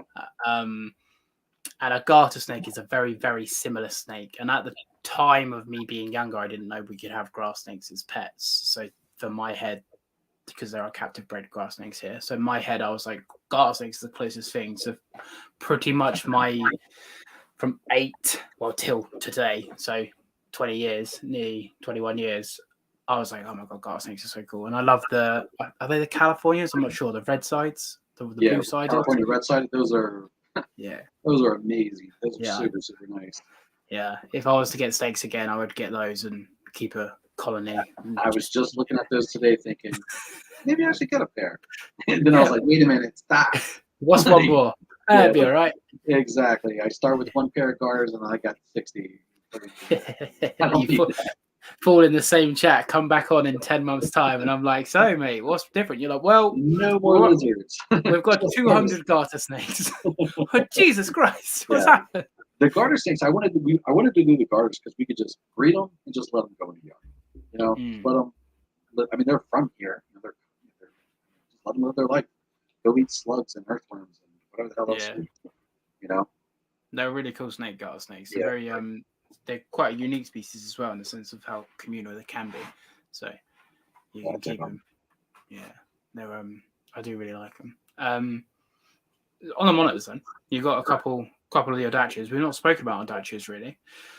What I haven't even asked you this. What is it about monitors for you? Why not agamids, iguanas, geckos? Oh man. So you know what? My first, aside from like catching a snake here and there as a kid, my first reptile pet was an iguana, and that was in the '90s.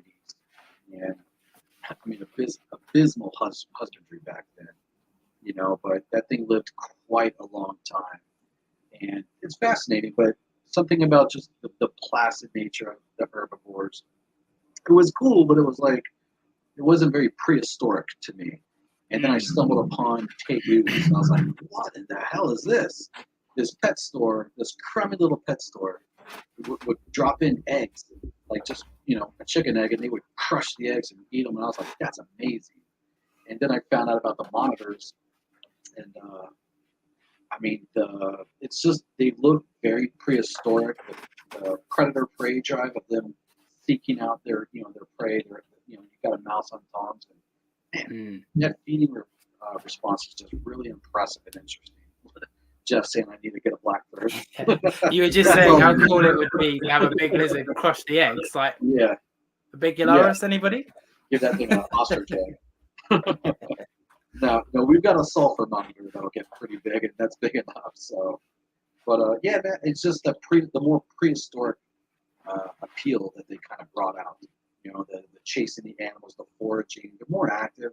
They seem, I don't know, they seem pretty damn intelligent to me, and I think that's pretty interesting. That kind of just grabbed me, because you can look like some monitors, like they look at you, and you can literally see that they're thinking about what's going on. What to do, yeah. Like my sulfur, I mean, like when I'm, and I handle this thing every single day, and it's just, it looks at you, and you can tell that this thing is thinking, like its little lizard brain, you know, it might be the size of a pea, but it's thinking, it's figuring out, and it's not panicking. It's making an assessment like, this is a good situation, I'm good.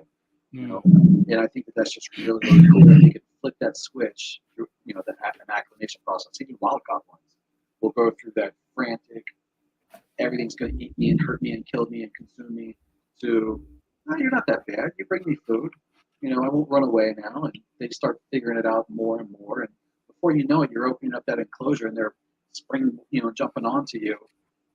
Yeah. I mean, that's a sentient animal. That's an intelligent animal with feelings and thoughts. And I just find that fascinating. And I don't think you get that with a lot of animals. Not reptiles.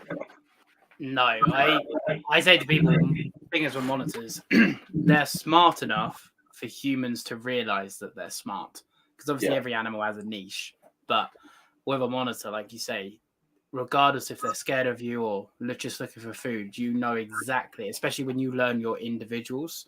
I went to my friend's house to feed his big male blue tree, and it's like a 4 foot long blue tree, like 110 centimeters, like massive blue. And he was like, yeah, he's completely fine. Just offer the tongs like you would your green shirt. I was like, cool. This blue tree, like, wham! I like missed my hand by about this. And I was like, ah! Like, and he was like, oh. But if it was my animal, I know it. So you learn its personality. Yeah, I saw that video. You're a little like, whoa. I thought I was going to die. But I deal with my mangrove that tries to kill me. And because I see her head twitch and I know her now so well, I'm like, I'm in danger. So I can like deal with it. But that's what I like with the monitors. They have that, you know what they're going to, and like my little tree monitor, I just posted a video today of her like launching herself at me. And you see her head twitch 2 or 3 times. She looks up and down. She's assessing the distance. Yeah, she's judging it. And then she just goes for it. And people are like, do you reckon she would go, like, even if you weren't there? And there's a video of her, like, jumping on my shoulder and then just jumping off. I'm like, she don't give a shit. She's just like a little spring in the box. And yeah, I say to people, a lot of people, especially when, like, I'm making friends through social media, they get talking to me, then they end up selling half their collection and buy monitors. They're like, they're so much better than my leopard gecko or my bearded dragon. No offense to leopard geckos or bearded dragons, but people are like, the monitors are definitely where it's at. On big time. I mean, it really wasn't that long ago that people were very standoffish about them. I remember there's a pet store outside of St. Louis that I would frequent. And I asked them, I'm like, why don't you guys ever have any monitors? And they're like, oh, no, we're not dealing with that. And I was just like, what the hell is that supposed to be? And but now you see people and they're just like, okay, these are pretty darn cool. They're starting to appreciate them more, and I feel like monitors for randoms are just taking off as far as popularity. I think that's awesome. That's so awesome. They are becoming. I think there's a stigma that comes with them. Because when I first got into monitors properly, because I've been obsessed with monitors since I was like a young kid, but I'd always like go and say, "Oh, I want a." At the time, it was a Savannah because that was your common. I was like, "I want a Savannah. I want a Savannah." Yeah. Or I want an Ackie. I want an Ackie. And then the shops or other keepers would be like, "No, you want a bearded dragon." And I'm like, "No, I want an Ackie." Nah, I don't. I really don't. Yeah. So, but then you're like, okay, I'll start with a beardy, or I'll start with whatever these people are recommending. And then I started to get obviously older. I got my own money. I've moved out. I can get what animals I want to get. And I'm like, right, I'm just going to keep monitors. I love monitors. I want to keep monitors. And then I was probably, I don't know, 18, 19, 20. And I met with they're really hard. They're really expensive. They're a lot. Don't get me wrong, they are. But like you say, it's not like, okay, let me entertain this person and see if they are able. It's just no. It's not for you. Yeah. And then they just, exactly. And I ended up keeping everything other than monitors, and now here we are just keeping monitors. And I'm just like, I'm very grateful for the experience that I learned from the plethora of species that I've kept. But I was like, I think I'd have just been a lot happier if I just kept monitors 10 years ago. But I'm glad it's changing, because that is changing now. People are like, okay, well, if you want an Ackie, you need to learn this and do that. So it is changing. Yeah, I think I go back and I think to that little reptile pet store in La Habra, California, right outside of LA, and it was just, he had so many monitors. I'd never seen hardly any monitors except for at a zoo. So when he had like maybe like 24 species, and I was just like, this is neater than hell. And that guy was awesome. That guy was like, you want a monitor, because I went into that pet store to buy a bearded dragon, and he was like, yeah, they're okay. And he was the opposite of. He was like, you really want something that's going to keep stay busy and forage. He's like, I want a monitor. I was like, all right, I want a monitor. So give me them black trees. Yeah. You know what though? Like back then they were like $150. Really? So it's like they were practically giving them away. Jesus Not like Christ. Madness. Have I lost you? Have I not lost you? Nope. Oh. Back and forth. I don't know if it's me or you. I can hear you. So I have bad Wi-Fi right here. Oh no, that's fine. I can hear you. Okay, you're back. Cool. Yeah, I say to people like I keep reptiles. I wear the merch always. People are like, oh, what's that? I'm like, oh, that's my lizard, and they're like monitors. And I say I keep monitors, and they're like, aren't they the big spiky ones? I'm like, no, they're iguanas. And I love. Again, I always caveat, but I go, do you know Komodo dragons? And they're like, you keep Komodo dragons? I was like, yeah, really, really small ones. Don't tell anyone I do. Yeah, not anymore. Yeah, I keep really, really, really tiny Komodo dragons, and that's what. And they're like, well, and then when you start talking, and you go, right, people expect a monitor to be a monitor, and I'm like, yeah, see this here, this is a Gilleni. It's as big as my hand. That's it, fully grown, but it's all monitor. It's all Komodo dragon, and instead of eating goats, it eats bugs. And then they're like, oh. But yeah, so yeah, I always explain it to people like dogs. Like some dogs are huge, some dogs are little, but they're all dogs. That's kind of the speech I give. People are like, "What are these monitors you have?" On the Adagio side, then, because like I said, we haven't really touched on them at all. Because I'm guessing your brain at the minute is very tree monitor side, because it's always just been like tree monitors. You say you switch to both. I guess that you're into your tree monitors more than your Adagio at the minute, if I make an assumption. You're breaking up. I'm breaking up. All right, bear with me. Let me shut my Wi-Fi off. And then Fee, if you're watching on the TV, just turn the TV off. Are we back? Are we not back? Yeah, I can hear you and see you fine now. Okay, cool. Yeah, are you more into your Adagio or more into your tree monitors at the moment?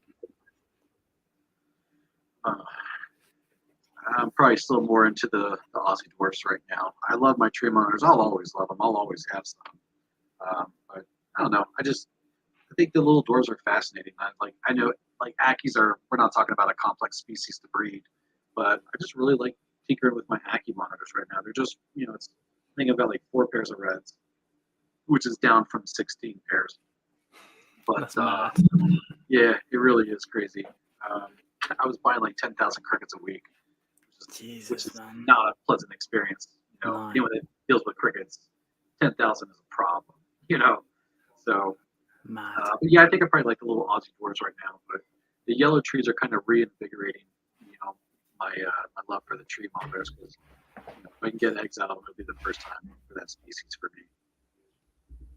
On species, what's your dream monitor outside of what you're already keeping? Dream monitor, probably a Parenti. I mean, I'll almost definitely never be able to have one, but Ty Park in Florida at Iguanaland, he has some, and I went and visited him, and man, that is an impressive looking animal with the ocelli and stuff. I mean, my gosh, they're cool. Yeah, I'd love to see one. That would be a dream. We don't have any here, not even in zoos. We don't have any. I have a feeling there's a zoo getting some, or might already have some in Europe. So I just need to go and see one. You know what? I'd also add in there probably Varanus telenistis. Mm-hmm. I mean, you'd never see the canopy iguana. You'd never see them. You don't even see pictures of them hardly ever. That and Varanus bogarti. I mean, I would love to have these things someday, but I don't think that'll ever happen. So maybe like a 3-way tie between the 3 of those guys. Yeah, you need to. Yeah, they're pretty. Yeah, if I'm honest, I think it was Chris Applin actually that posed this question. So again, you might be completely wrong. Because I was said about Cordensis and I want Cordensis. He was like, do you want Cordensis because they're really rare? Or do you want Cordensis because you want Cordensis? Would you say that it's the case with those 3 species you've just listed? Do you want them because they're rare? Or do you think that you just generally love those 3 species? I've loved tree monitors since 2003, since I first got them. They kind of they kind of stole a part of my heart. I'll just always love them. So it is the rarity. And it is the fascination with that complex, the Brasinus complex. So it would just be really I've had the boa mice before, and it would just be really nice to have them, observe them, and just see what makes them tick, because they are all more or less the same, but they're all also a little different. And it would just be really neat to have them. The Parenti, man, that's just straight up. That's an awesome looking animal. Just got to. I mean, they're just so impressive. So I think that's just a one for a one, and the other one's a little more on the rarity. I just want to see it. That's fair. Parenti for me is my dream, or Glebal Palmer, as Frizy says. Glebal Palmer for me is a dream species. So I want to dive into a little bit there what you said about you want to see what makes them tick. So let's just pretend that you've just got a brand new import, fresh wild caught import of, let's just say, Keith Horneye. Let's say, because it's there. So you've just got so you've just got, I think their common name is canopy iguana as well, to be fair. So you've just got a new tree monitor species, and it's a fresh import, just come off the boat or plane. What is the You're breaking up again.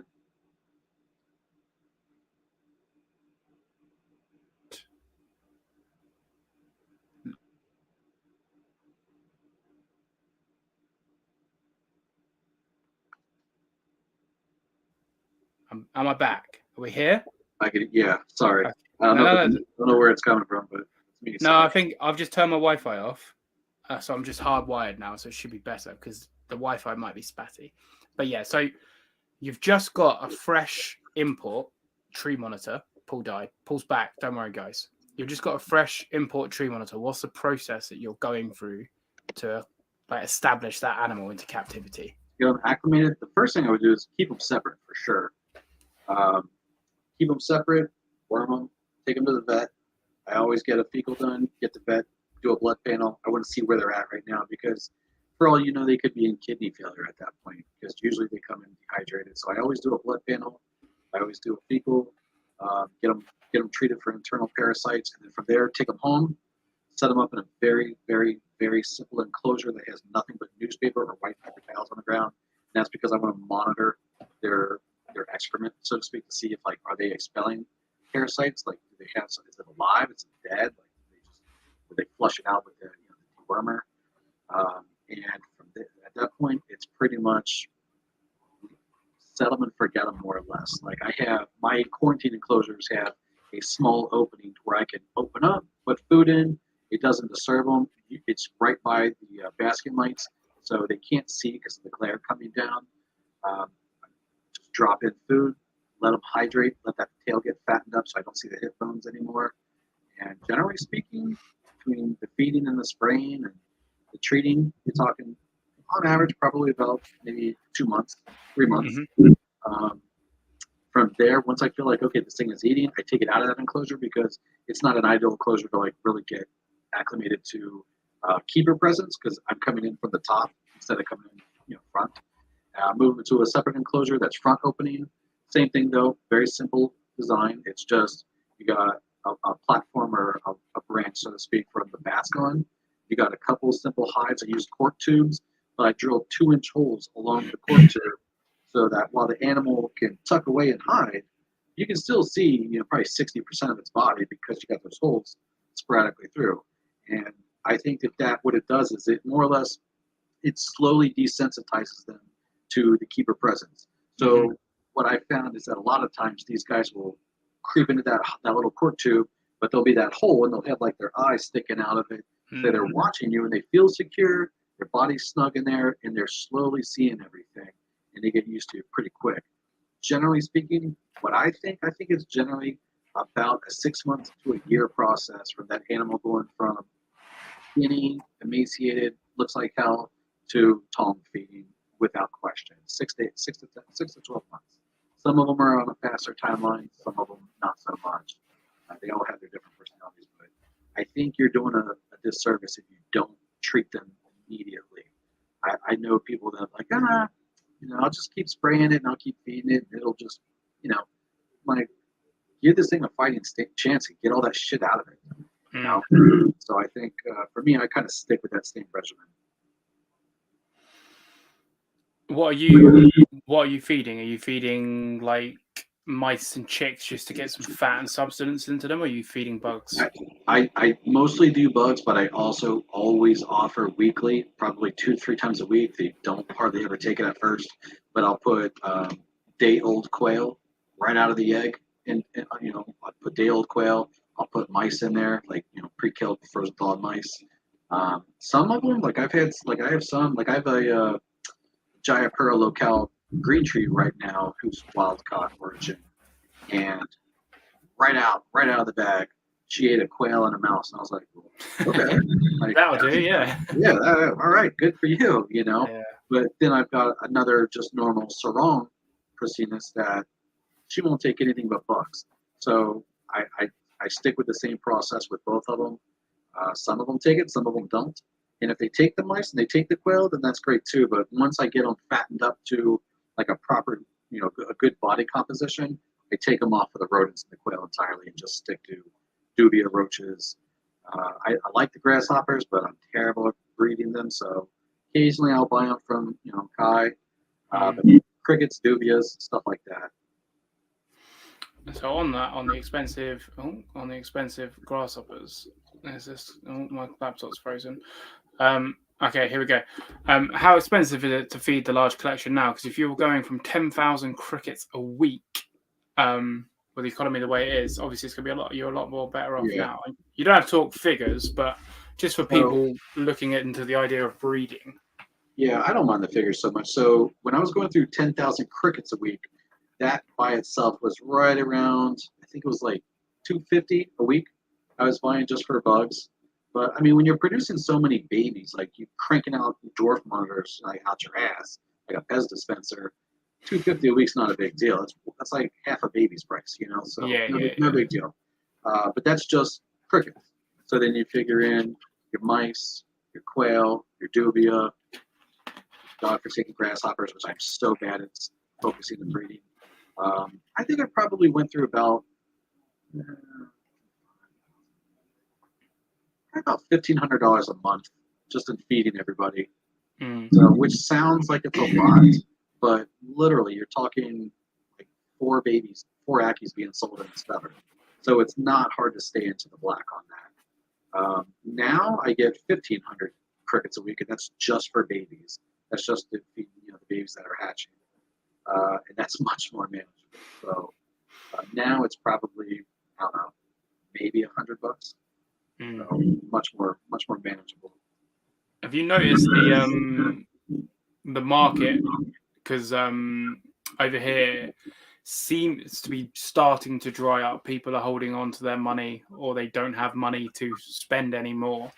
Are you noticing in the US people aren't buying as much as they once were a couple of years ago, or is it still okay for you? It's like feast and famine. Like I'll have clutches of something hatch, and they'll be gone before they even fully come out of the egg. People lined up waiting for them. Whereas I'll have the same species hatch out, and I might I might not have a buyer for a month or two. So it's feast and famine. It ebbs and flows. I think it's seasonally. I think what I've noticed is like generally right around January through April, people are big spenders. People get that tax return money, and it's surplus unneeded income for some folks, and they splurge and they treat themselves. Which hey, why not? So the spring is a big selling point. Not a lot moves during the summertime, and I think I attribute that it's beautiful weather. People want to get out. They don't want to be tied to their house with an animal, so to speak. Come fall, around October, it picks up again, and it's pretty much stays fairly steady until the spring again. So it's it's seasonal, I guess, but I don't necessarily think that it's dried up. I think some markets get oversaturated. When I had 16 pairs of Ackies, I sold some retail, but probably about 90% of them I was selling wholesale, to pet stores, and that was the best decision I ever made in my life. I don't have to answer 10,000 questions. I have a website that has care and maintenance and husbandry tips and pictures and videos. And link in. Yeah, but the thing is like you could say that, hey, go to this website, read everything. I don't have to answer all these same questions. Most people don't. So you just got to answer the questions and give them. You want to be pleasant, you want to be helpful, but it gets really redundant when you're selling 1,000 Ackies or whatever. Yeah. So wholesale was for me the right move to make, and it made things a lot easier on my end. I mean, it cut the value in half, but I don't know. I don't really care too much about that. I mean, I'm not immune. I'm not afraid of making money. Yeah. But that's why I downsized also, because I was like, I don't really give a shit about making money off these guys. So let me just get rid of all this stuff and keep what I like. And that's what I did. And I think it's fairly stable, So call it seasonal change. Yeah, like I say, the market over here, people are saying it's drying up and things are being harder to sell and harder to move. I've just hatched a clutch of Ackies. I have one left. Obviously, they're not sold because they've not long been hatched. Pretty much every single one is spoken for.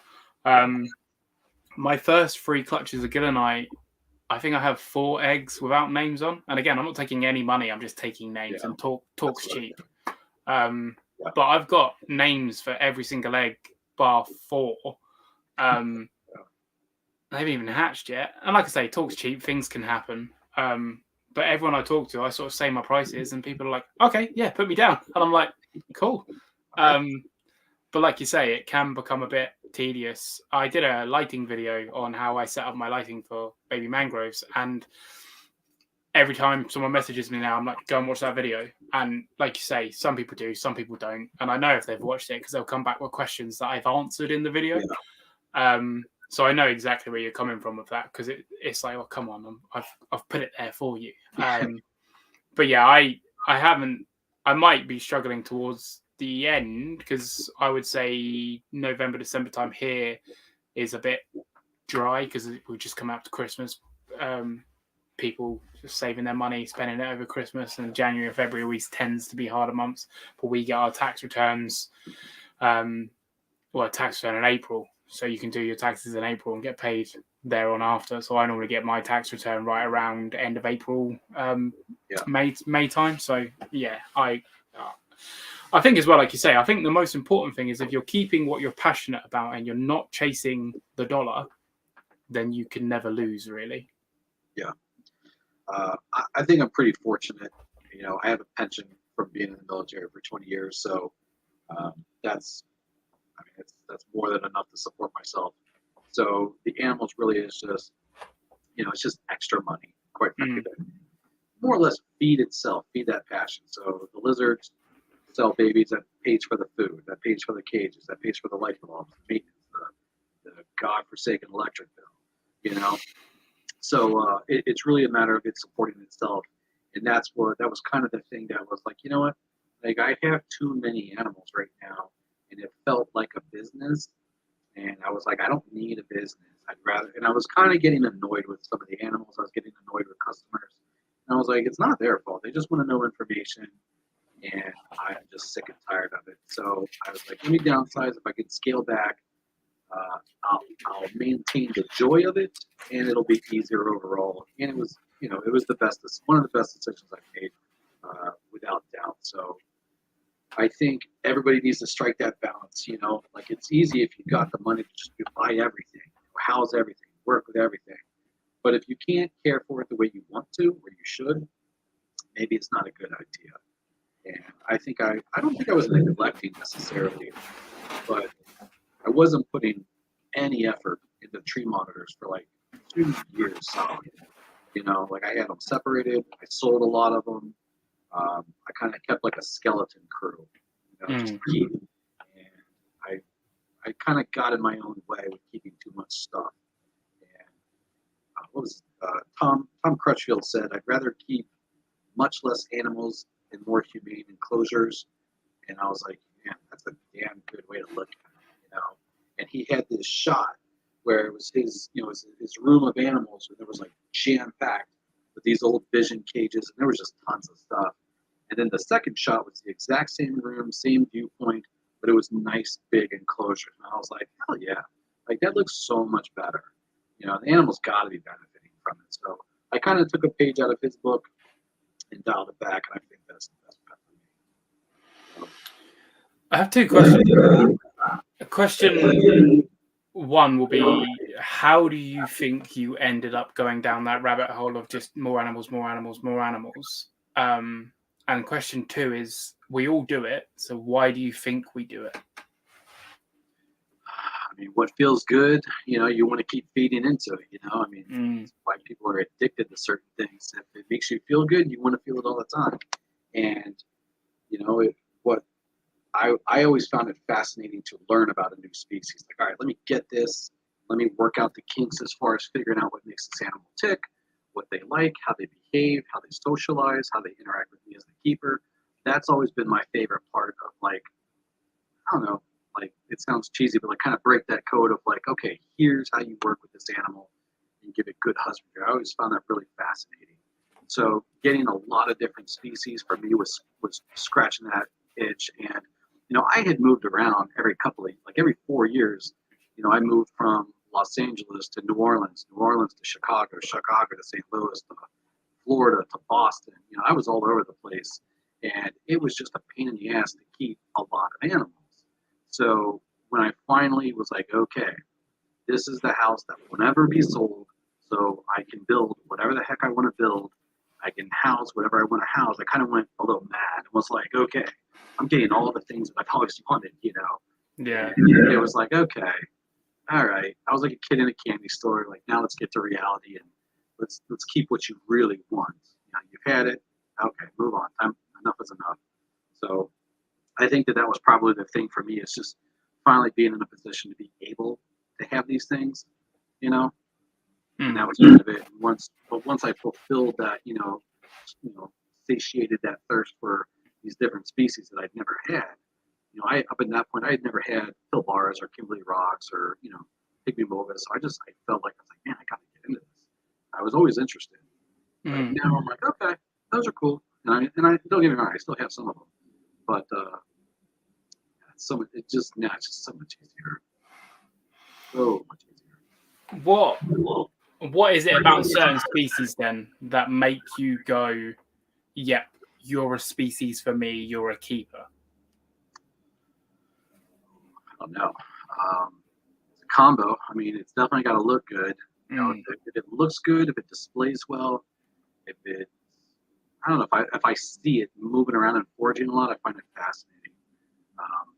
But you know, at the same time, like I've got a pair of Ackies that I will never sell. I've got a male that's, I can't remember, I think he's like 12 or 14 years old right now. He's old.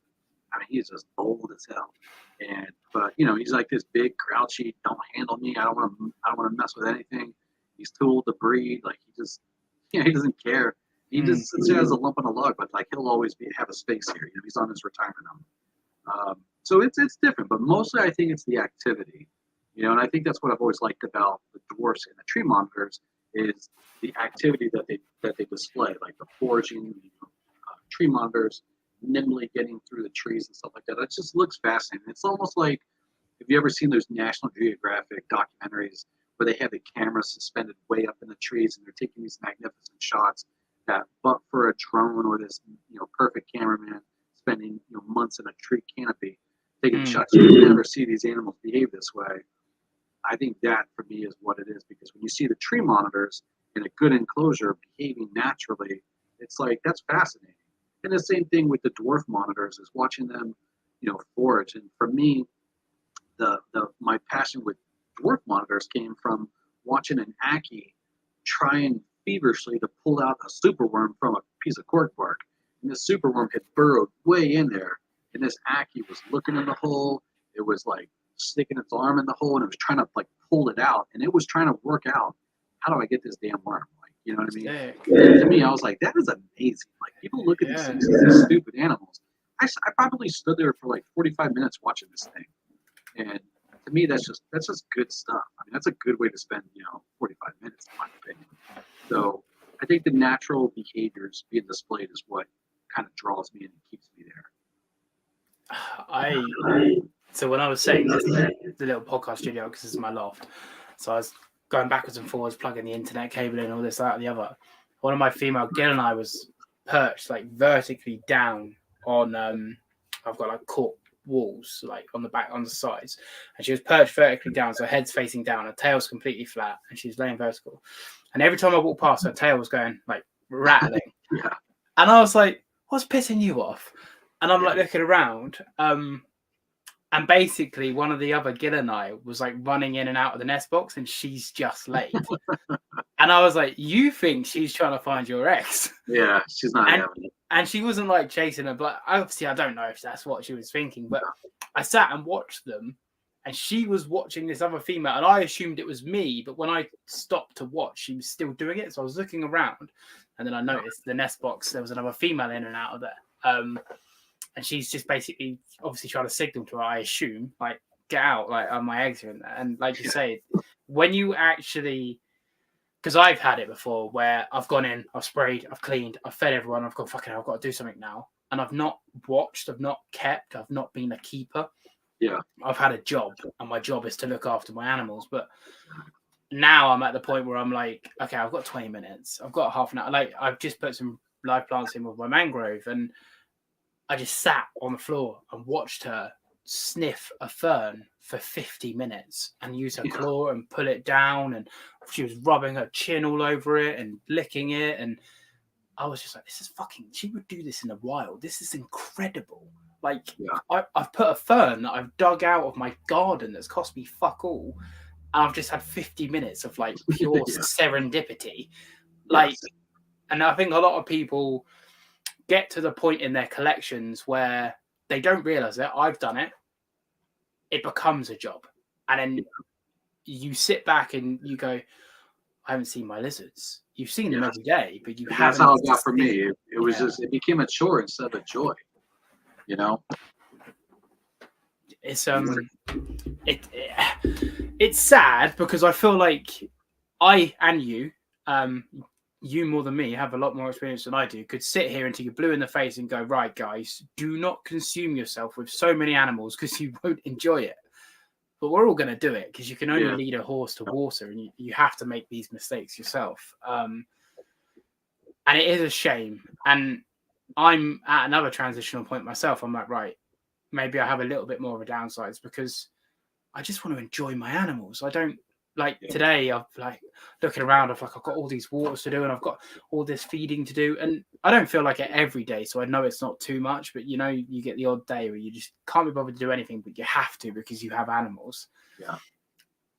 And it's those moments I'm like, I missed the 50 minutes I had spare where I could just sit and watch my lizard. Yeah. You're 100% right. I mean, once I dialed back the collection, I would spend, every day I'd be down there for hours doing something, whether it was digging up eggs, putting a better nest box together, just whatever. It was always work. And by the time I'm done, like I'm hot, I'm dirty, I'm sweaty, I'm like, okay, I need to go cool off. And oh shit, I got to go, go to the bus stop for school's out. It was always a race. And now it's like you were saying, you just got that 50 minutes where you just get to observe. Now I can go down there, I can spend 30 minutes a day feeding everybody, giving them fresh water, giving them a spray or whatever. And I can actually just sit there and just watch. And that's really what it's all about, is actually observing them. And I've tried really hard to stay focused when I'm talking to other people about what to do, is observe them. The number one thing you can do is observe your animals, and they'll tell you everything that you need to know if you really just observe them.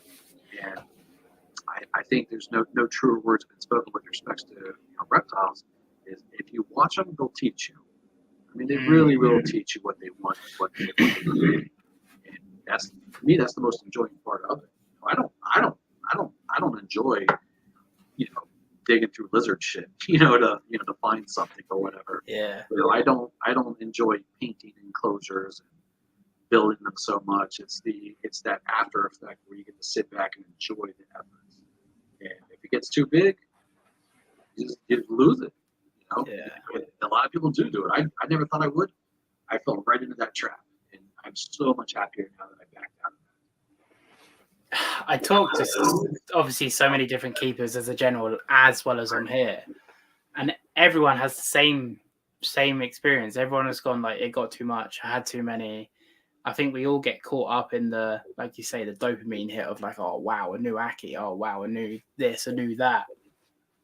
And then before you know it, that brand new Ackie that I tell you, I don't know if you've heard the story. So if you have, just tell me and I won't tell it. But I got my 5 mangroves in December, and I made a YouTube video about it. And 3 or 4 months later, so April, May time, 5 months later, I rewatched that video of me getting these mangroves in December, and I was watching it, and because I quite like being introspective and sit with myself and figuring myself out, and like you like your lizards tick, I like to figure out why I'm ticking and what's causing my brain to do what my brain's doing. Anyway, so I'm watching this video, and the excitement and the joy and the pleasure on my face, and I'm like, where the fuck is that gone? Yeah. Like where's that gone? And don't get me wrong, I adore them. Like, I still love them, still think they're incredible animals. But I had this epiphany. I was like, everything becomes part of the furniture. It doesn't matter if it's a brand new phone, a brand new car, a brand new lizard. Yeah. Everything becomes part of the furniture. And not many people will stop and look back and go, do you remember how happy I was when I got that brand new tokay gecko? Like, it's just a tokay gecko now. And that takes nothing away from the tokay gecko. It's a reflection of you as a keeper. And I probably would have never have had it become part of the furniture if I got one animal, and instead of buying another animal, I upgraded my one animal. And then instead of buying another animal, I upgraded my one animal. And I got my hits like that, and I reinvigorated my love like that, rather than just, I'm kind of bored, if we're all honest. That lizard looks cool. Let's buy that, Yeah. So, yeah, eventually it's easy to lose your appreciation for something when you move on to the next cool animal. Yeah. It does take some introspection for you to go, wait a minute, why do I not like this as much as I do? Like, why am I not enjoying this? Like, why am I looking at my watch and being like, oh, son of a bitch, I gotta go do this, And I think if you take that pause like you did and you're introspective and you ask yourself, what am I doing now that I wasn't doing then, or vice versa?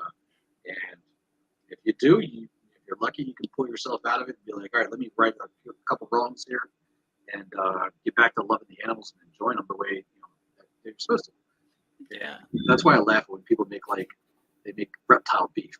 Like when they're bitching and complaining at each other. I'm like, these are fucking lizards, man. Like you really and I'm just as guilty of getting pissed off on stupid shit. But it's like, I would tell someone, I would tell like my wife or whatever, and I'd be like this is going on, and she'd be like, who fucking cares? I'm like, you're right. like damn it. Yeah, like what does that have to do with anything in the world? So just it's easy to lose sight of it and lose appreciation.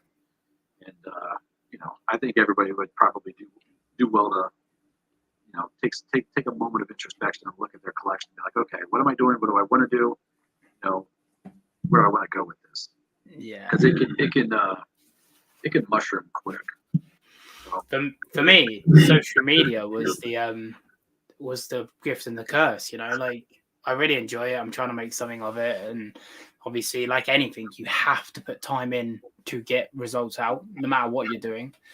And I was getting so caught up on talking to all these people about these lizards that I didn't see the lizards. Yeah. And I was like, yeah, mangroves are so cool. Like, I love Ackies. Yeah, Gilleni are great. Oh, yeah, tree monitors. And I'm like, I have them at home. I don't even see them because I'm too busy telling everybody how great they are. So I'm still trying to find it now, but I'm getting better at just putting my phone down, enjoying time with my loved ones, my girlfriend, my son, my animals. And then when I'm on the toilet or I'm like, I've got 10 minutes, right, let's reply to social media. Right, I'm off. You lot can get, like, politely, I love you all. Like, comment, and subscribe. You can all get fucked. I'm going back to my lizards. But just again, changing gears. No, not that one. If you built your cages again, what would you do differently? I wouldn't do anything differently, quite frankly. I'm really satisfied with my enclosures. So I do get a lot of messages about like, what products do you use? I use 3/4 inch pressure treated plywood for the structure. I don't use any framing or anything like that. I just butt the wood up and screw it right together with like some 3-inch wood screws. And I use 4-inch by 4-inch wood posts as my stands. And it is as simple as it gets. All you need is a drill and a bucket full of screws, and you can put those together. The doors that I use, I stumbled onto those in the most happenstance way, and it's called an in-swing casement window by it's a website called AmericanWindowsOnline.com. I think it is. If that's not it, send me a message on Instagram and I'll send you the link to it. But you can custom order them, and I found out that these things are just amazing. They latch, they open easily, they don't break, they keep heat in really, really well. I like the ventilate, so I figured like the right ratio of ventilation to not too much ventilation. So I don't think I'd really change anything with how I have my enclosures right now, with the exception of, so I would say that for the majority of my enclosures. I do have some very simple 4-foot wide by 2-foot deep, 2-foot tall enclosures. I probably would have done a couple things different. Namely, before having them occupied, I probably would have had more usable surface space on the side walls. I have Universal Rocks backgrounds on all of them, which are great. They're beautiful, and they climb all over them, and they love them. But I didn't put anything on the interior side walls. And in retrospect, that was a waste. I was in a rush, and I was being lazy. So not the best combination. But I skipped that step. So I'd go with that. And I would have used Arcadia UV lights earlier rather than later. But right now, I'm really pretty content with what I've got set up.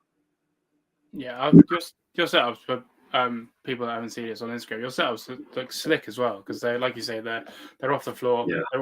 It's not like my room. There's no point in lying about it. My room is very much just musical chairs. That Viv fits there. That Viv fits there. That goes here. I like the uniformity. I like uniformity. Like them to all look the same, very clean, sleek, streamlined.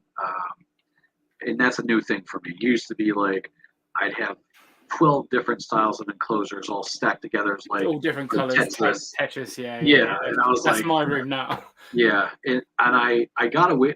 The main reason I got away from that is because there wasn't enough heat escape between the enclosures. So I got one cage stacked on top of another one, and it's wood, but it still conducts a little heat through it, So I'd have these hot ass enclosures, and I would have to change the bulbs, and I wasn't getting the internal basking temps, but the ambient temp was super high, and it was a pain in the ass. I couldn't get ventilation right, so I was like, enough is enough. I need to just go one style and just stick with it. And you know what? It turned out to be the cheapest route too. I mean, everyone's like, "Oh my God, I could never build that." And I'm like, bullshit. Like if you can drive a screw in straight, that's all you need to do. Yeah. I mean, I have people come over and they're amazed. They think it's like, "Oh my God, how much did you pay?" I'm like, I didn't pay anyone to do this. Like, I slapped these together. Baby. Yeah, like I built these in like 45 minutes. Like this is not hard. The decorating, putting all the shit inside, that's the real work. But to construct an enclosure, man, it's so easy. And I think people really, they look at it and they think it's like just so daunting. Like I could never do that. You don't know what you can do until you do it. I mean, watch a YouTube video. My wife would be like, "How do you know what you're doing with the wiring?" I'm like, I don't. I didn't take a class. Like I matched up black and white wires and I wired them together. I figured that makes sense. So I mean, it's just trial and error. And if it doesn't turn on or if it sparks, you got it wrong. You don't it goes bang, then try again. Yeah. Right.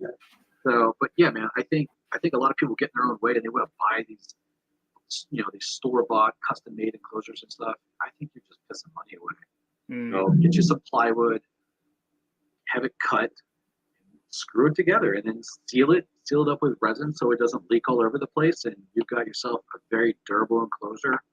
And for me, the number one reason why I went with plywood, one, because it's pressure treated and it won't rot, but for two, because I can actually screw in like fixtures and branches and everything, and I'm not, like people love these PVC plastic and enclosures stuff, and I'm like, yeah, they look pretty neat, but can you screw through it?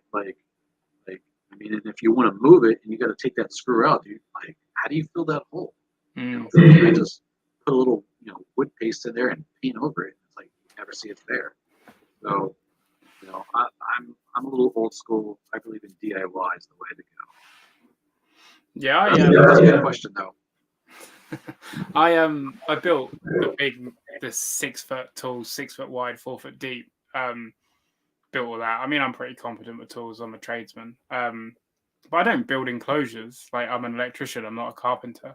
And when I built it at first, I built it 6 tall, 4 wide, 4 deep. Because I was like, yeah, 2 backs and a back. And I was like, I was supposed to do this back that way, not that way. And I built it and I was like, for fuck's sake. But, you just have a laugh with it. And like you say, and the next one I do, I've got experience for it. It's going to be better. And the next one I'm going to do, it's going to be better. And the next one I do, it's going to be better. So that's why I like the uniformity, because you build one, you're like, okay, this design works.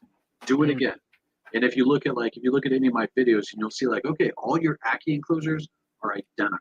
And that's not because, the reason is because I knew it worked. I just wanted to stick with what was working for me. And I was like, okay, I got to cut all these pieces this size. I got to cut all these pieces that size. And it was about ease and expediency. And if it works the way I see it, if it's not broke, don't fix it. Don't get too cute with it. Just make it work. I the back of my enclosure. So because obviously sheets are 8x4 and my enclosure is 6 foot tall, so I had the choice of either do basically 2 pieces this way or 2 pieces that way. And I had 2 offcuts. I had a 6x4 piece, so that's fine, 6 foot long, 4 foot tall. That was fine on the back. So then obviously I had to fill 6 foot long by 2. I had 2 bits of offcut for the back of the enclosure, or I had to buy a whole new sheet to do it. And I was like, yeah, fuck this. So I patched it all together, sealed it all up. Now I've got a bit of a background in it. You'll never even know, you don't get too precious about it. Every single one of my enclosures was based on maximizing the sheet of plywood. They're 4 feet by 8. I was like, okay, I want to maximize every ounce of this wood as I can, which is why they're always 3 feet or 4 foot or 6 foot. It's like with those dimensions, you don't have much scrap. Yeah. And in fact, all the scrap that I did have is how I built my 6 hatchling enclosures. I was like, well, I got a ton of scraps that are all the exact same dimensions. Let me make a cage out of those. It worked. So, I mean, yeah, I was speaking to a carpenter on site after I built it. I was explaining it. He was like, you could have just cut that piece there and cut that piece there, and you would have had the whole piece. And I was like, shut up. Like, really? Yeah. I was like, I spent twice as much on the wood. He was like, you only needed 6 sheets. I was like, I got 10. He was like, next time, just message me. I was like, all right, cool. But yeah, it's like, to be honest, building that enclosure was one of the most fun things I've done, like keeping reptiles. Because it's like, yeah, let's put and it's that silly little stuff that I think people neglect.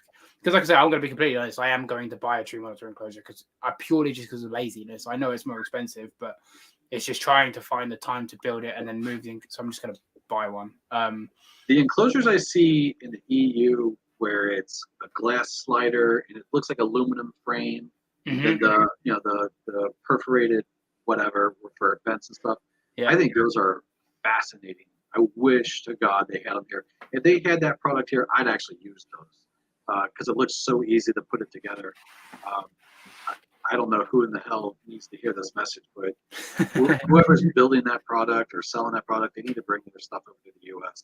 because they would absolutely take over. There's nothing like that here. Another one should be stupid plastic cages. I think they're called, Dutch Rana. Yeah, I was about to say that, Matt. Yeah, they're Dutch Rana. Also in the UK, I think it's called like the Aluminium Shop or something like that, or aluminum if you're in America. And then basically you can buy a put together frame, and then you have to buy the insets. A guy I know over here, Ben Miles, he has built a couple of enclosures that way. And yeah, they do look smart. Like they do look really smart. I love them. Yeah, they do look really smart. I'm in the process at the minute of convincing my girlfriend, I don't know if she's still here, but she's really like artistic and good with arts and crafts. I'm like, right, we have all these baby enclosures. I'm going to buy you some foam and we're going to make it look like a rock.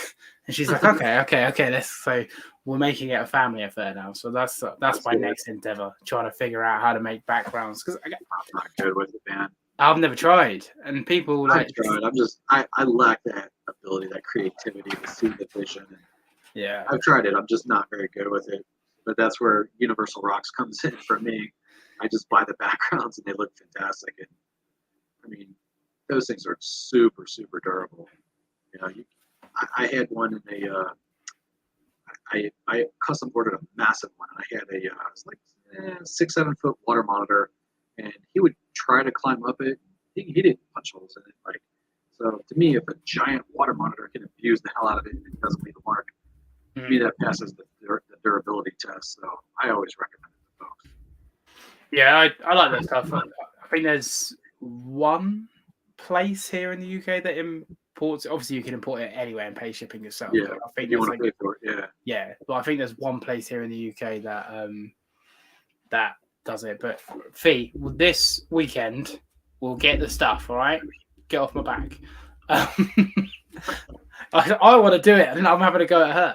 But yeah, it's all about like MacGyvering it and trying to figure it all out yourself. And I think a lot of people look at people that are at the, I'm going to say finish line, but there is no finish line. But people look at, for example, who Serpa Design on YouTube or whatever, or Beachy Scaly Beasts, or like Tyson, who I had on Habitats at Home. They have these great enclosures with these great backgrounds, and people are just like, wow, I'd never be able to do that. But they started at absolutely nothing. Yeah. And couldn't do it when they started, So, and like you say, some people I won't be good at making backgrounds. Like we did a clay modeling factory and made like Wallace and Gromit like models, and mine looked like they'd been hit by a truck. Like they just, and Fee's were like pristine, and mine literally looked like they had like something severely wrong with them. I'm just not that. But when it comes to rigging up lighting and doing design for like wood and positions of that, like I can do that. So you have to work to your strengths, of course. Sure. But give it a go. Like I think a lot of, like you say, a lot of people are scared to do it, myself included. This is again a good transition because it's something I'm scared of. Winter time for your Audatria. Do you lights off, shut off, or do you not winter them? In years past, no, I didn't do anything different. Just recently, within like I don't know, right 2-3 years, I've been doing a somewhat of a cooling cycle. I don't think I've done it entirely the way I think most people that would do it. But this year, what I plan to do is let them really just empty out that gut, get completely emptied out, get them nice and hydrated, make sure everyone's fit for the bedding of the down. Cut the basking bulbs off and just let the ambient temperature be what's there with the UV lights, and slowly put them to sleep if I can. This is for my Aussie dwarfs, not for the tree monitors. And I'm gonna try and do it a lot more, and then turn the LEDs off, and let it just be like that soft light from the UV lights. And if I'm not feeding them, and there's no reason for food to rot in their gut or anything like that, I feel like that would be sufficient because it won't get much warmer than probably mid 70s, low 70s in there, I would think. So I think that'll be sufficient. So this will be the first year that I do it, for me, what I would say all the way. Anyone that has a better way of doing it, hey man, message me through Instagram, Reptile Revolt. I would love to hear it because it's not something I have a tremendous amount of experience with. So I'm just going to do it to the best of what I think is how it's supposed to be done. So I've just Googled to convert it. My Audatria this winter will be going down to 60 degrees Fahrenheit. Oh, 60, all the way 60. Okay. Which is, if Frizer, you're still here, that's 16 degrees. But he's obviously Australian. I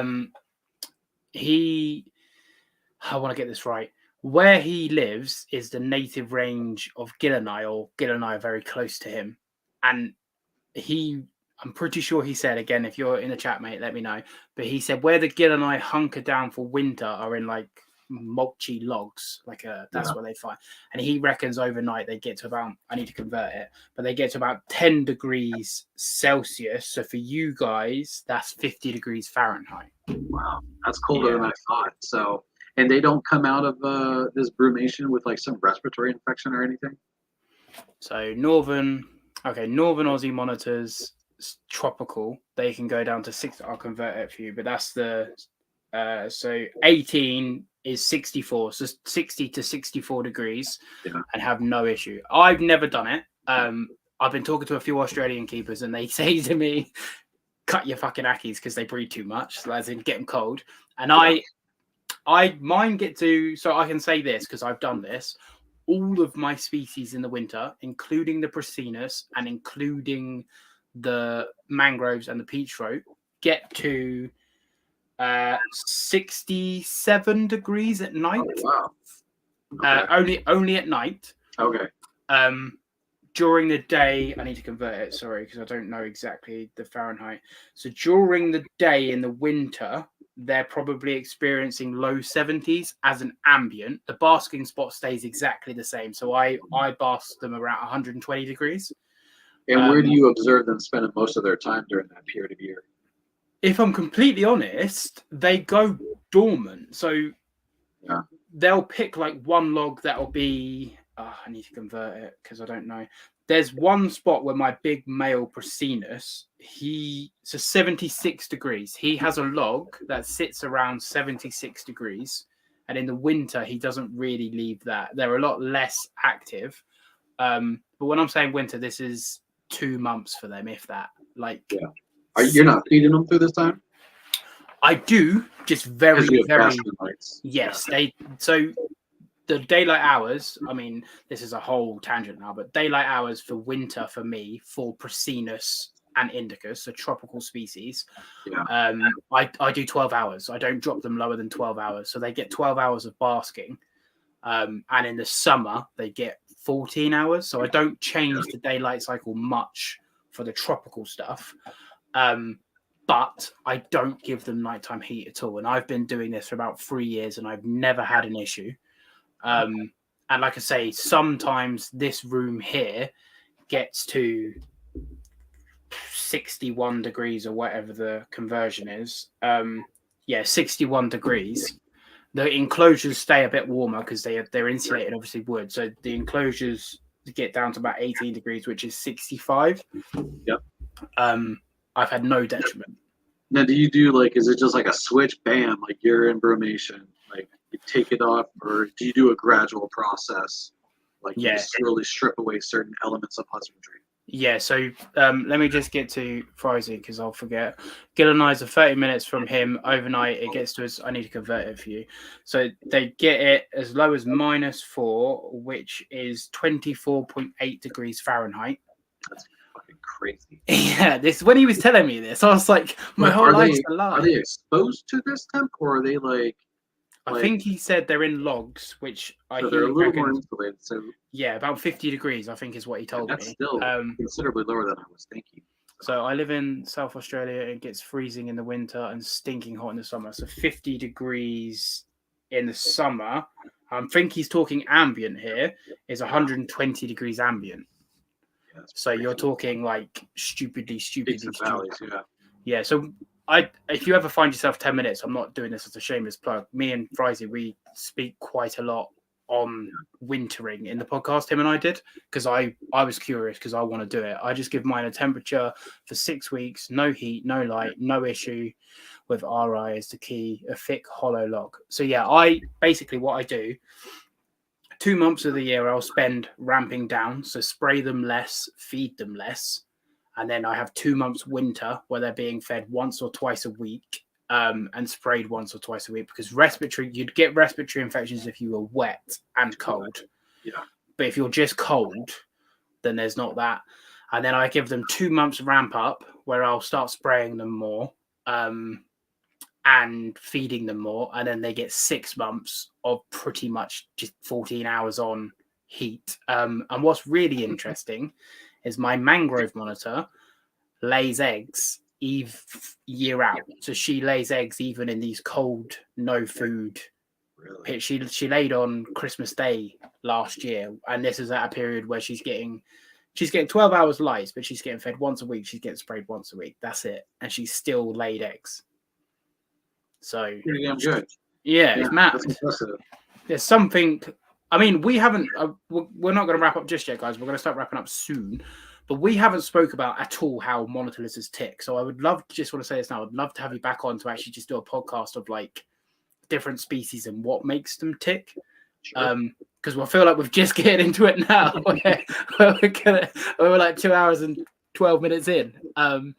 So I'd love to like just throw ideas back and forth and at all like that sort of stuff. Because I feel like both of us would be like, what the fuck are you talking about? Like, that information about getting them into brumation, like I've danced around the subject, but Frizzy or whatever your name is there, send me a message, man. I gotta shoot the shit with you on some stuff. Like Frizy, he's basically I've been speaking to him for a long time. He's an Australian keeper, and obviously he's there. So yeah, him and I spoke about it on the pod, and I'm getting back on probably in October, because I'll be starting to go into winter in November, and basically the whole podcast is going to be, right, Frizy, how do I freeze my Ackies? Is pretty much just how the podcast is going to go. Yeah, I'll be tuning in because I'm going to replicate it. Yes, from my understanding, we'll have to shut some stuff down. Yeah, my understanding. Keeper a break too. Yeah, exactly. Yeah, that's a lot of keepers. So I've had thinking Roslagen Reptiles, Jonas from. Where the fuck is he? I want to say he's not Sweden. I'm getting this wrong. Either way, somewhere in Europe. And then Kenneth Jensen, Scandinavian Goannas, he's been on as well. And they do the same. They just shut everything off. 6 weeks, 2 months. Just shut off. Like, UV'd a lot. Shut off. Everything. Yeah, like just a couple at Sweden. I thought it was Sweden. I got that right. Thank fuck. But yeah, it's new to me because I let them get cold overnight, but then they go back to their normal temperatures. So Ackies, for example, I have a 130-degree basking spot. Jonas was from Sweden. I actually talked to him. I haven't said hello as well. Hello, Sir Forrest. Actually talked over winter. Yeah, so it seems to be this theme that these keepers that have, like, they're doing it. Was that Jonas Havengard? I don't know his last name. Maybe it's Ross Lagoon Reptiles on Instagram. Oh no! I was thinking of another guy, Jonas. That's who I got my bull mic from years ago. Oh, okay. Yeah, no. Yeah, I mean maybe, but he's in Sweden. I think he was in Sweden. Might have been Denmark. I can't remember. Imagine if it is our Jonas, guys. That'd be crazy, wouldn't it? Yeah, it would be. But yeah, so to my knowledge, you don't just go brevies get even colder. So yeah, to my knowledge, you don't just go right, like you say, you have to clear the gut, make sure they're hydrated. Yeah. But for example, Kimberley's, Frizy will tell me that Kimberley's, like I say, would be 18 degrees, so they're 60, 65. So he might give them a little bit of heat because they're south, so a bit more tropical. But the stuff down in the desert, they get fucking cold. And I was like, he was telling me a story. He saw a bearded dragon.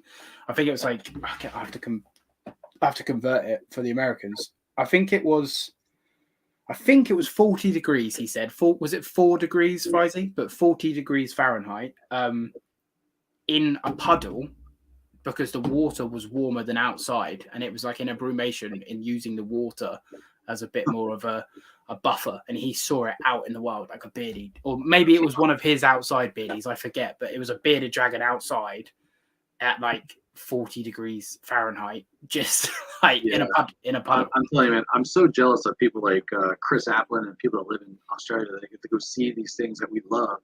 Like Chris Applin went to Indonesia, Tanta, got to chase them around and stuff. That just seems awesome to me, and I think it's invaluable information. Like your buddy there, like but for that guy saying something, I mean, there's not a lot of literature about it. Not just on like the numbers are great, but the process on how to do it.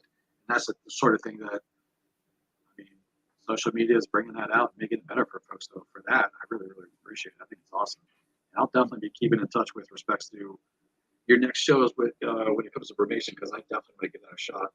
Not just for the animals, but man, how nice would that be to just have 2 months where I don't have shit to do, where I can actually go on a vacation and not have to leave explicit directions on like what to do if some eggs are laid or whatever, so that would be really, really cool. Yeah, so Kenneth Jensen, Scandinavian Guanas, he keeps I follow that. Yeah, he keeps Tristus, Ackies, Flavies, Griseus, and probably a couple of other species, but pretty much everything winters. So literally for 2 months of the year, he does fuck all. And he has all his holidays at that like 2 months of the year. And just that sounds great. Yeah, shuts everything. It's been a while since I had that, so yeah, I'm gonna try it this year. It'll be the first time for me as well, and I'm not gonna lie, I'm very nervous about it. But mine won't be getting down to like 40 degrees. They'll be getting down to 60, and if they go down to 10 in the wild, because obviously I don't want to drop them to like 20 degrees Fahrenheit because they're going to be like, what? So I'm just going to drop. They're used to, from my room, being 60 degrees Fahrenheit anyway. So I think I'll target right around 65 or so, 65, because it's indoors. My entire basement is that entire floor is nothing but reptiles. So and it's thermostat controlled, so I can target that pretty easy. That should be pretty good. I don't think it will. Like as long as your tree monitors are getting the daytime temps for 12, 14 hours, because like I say, my tree monitors have been down to 65 degrees Fahrenheit, and I wouldn't recommend it. Like I personally would feel uncomfortable with it like a prolonged period of time, but like 2 or 3 nights a week I've had it where we had like here in the UK we had a cold snap, and it was 14 degrees Fahrenheit, and my room was sitting at for fuck's sake, 50 degrees Fahrenheit. So everyone was experienced to that because it was I have no heat in my enclosures. Paul, I've just sent you the beardies out today at 7 a.m. I'll load it up in a second. But yeah, so basically my entire room was at 50 degrees for overnight, and that was tree monitors, mangroves, peach throats, Ackies, Tristus at the time, Timorensis at the time, Savannah monitor, all of which I had no detriment because I wasn't spraying them, so they weren't getting wet. They were just cold, and they were very groggy in the morning. But once they warmed up, they were right. So I'm gonna give it a try this year, so we'll see. Fingers crossed. yeah, I'll definitely I'll keep you posted on it. I'm just gonna see if I can load this picture up. Jesus Christ. I'm just gonna share my screen so you can all see this. Because this is what we call proof in the pudding. Share screen, Instagram, share. Oh, did that work? I don't think so. Never mind. All right, bear with me. Yeah, there you go. Is it on there? I'm leaking our DMs, Freezy. 64. Wow. Oh, well, I don't know what's going on. And that's for 2 months, huh? Yeah. I've lost the stream, so I don't know where you guys are, but okay, I found you. I'm entering studio. Bear with me, guys. I'm having real technical difficulties right now. It's like kicked me from the Hot Goddamn podcast. It's never done that before. Just as we're getting into some juicy stuff. Am I back? Okay, I'm loading back in. Oh.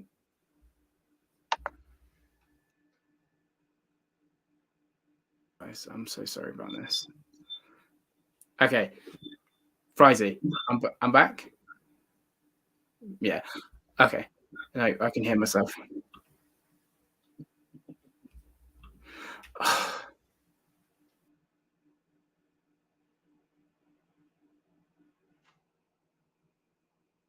Disappeared. I don't know what's going on. I can hear myself. I can hear you. Am I echoing, or is it just? Nope, you're not echoing. Okay, that's fine. I can hear myself, but I'll just run with it. If it's working, it's working. All right, yeah. So that's the beardies. It's 64. How often is that? No echo. Sorry, Paul. Laptop. Yeah, mate. It's just gotten really bad for me. But we're here. Don't worry, we're going to start wrapping up soon anyway. And I can hear my annoying voice in my ears, which is horrible. But yeah. Fuck's sake. It was all going so well. But yeah, I will be wintering my stuff this year for the first time. I'm just trying to figure out how to get rid of it. 6.4. Oh, fuck. Oh, 6.4. Bear with me. Sorry, guys. That's cool. So that was at 43 degrees Fahrenheit. I don't know if I got the balls to go 43. Mad, isn't it? But when he told me about it, I'm sure it's safe for them. I mean, they were designed to live in that region for a reason, so I'm sure they can get through. But man, in the 40s is rough. Not just that, but I would have to get my entire basement living space to 40 degrees, which I can foresee some arguments taking place over that. Yeah, it's going to be cold. Yeah, like, that's like leaving the window open. 40 degrees. It's freezing this little here. Yeah. I'm not going that cold. Like I say, I'm going to go down to like 50. Yeah, I'm going to go down to like 55, 60. And just see and toy with it and play with it. See what happens. But I'm thankful my room gets that temperature anyway. Because it's a glass house separate to my house. Yep. I flipped as well. I don't know what's going on. But yeah, so I'm quite fortunate that my room gets that cold naturally, so I don't have to worry too much. Because I was worried about the tree monitors and stuff, but they'll still run at full temperature 12 hours a day. So yeah, not long enough to kill them. Hopefully. This is it. I don't provide nighttime heat for any of my animals, so it'll be an interesting experiment. What's he saying? Later today it'll be 22 degrees. So during the day, the ambience is 73.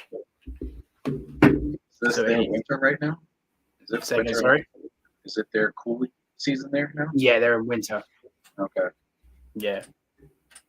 I mean, you can't argue with it. I mean, it's their climate, you know. I mean, if it works, that's what it is, you know.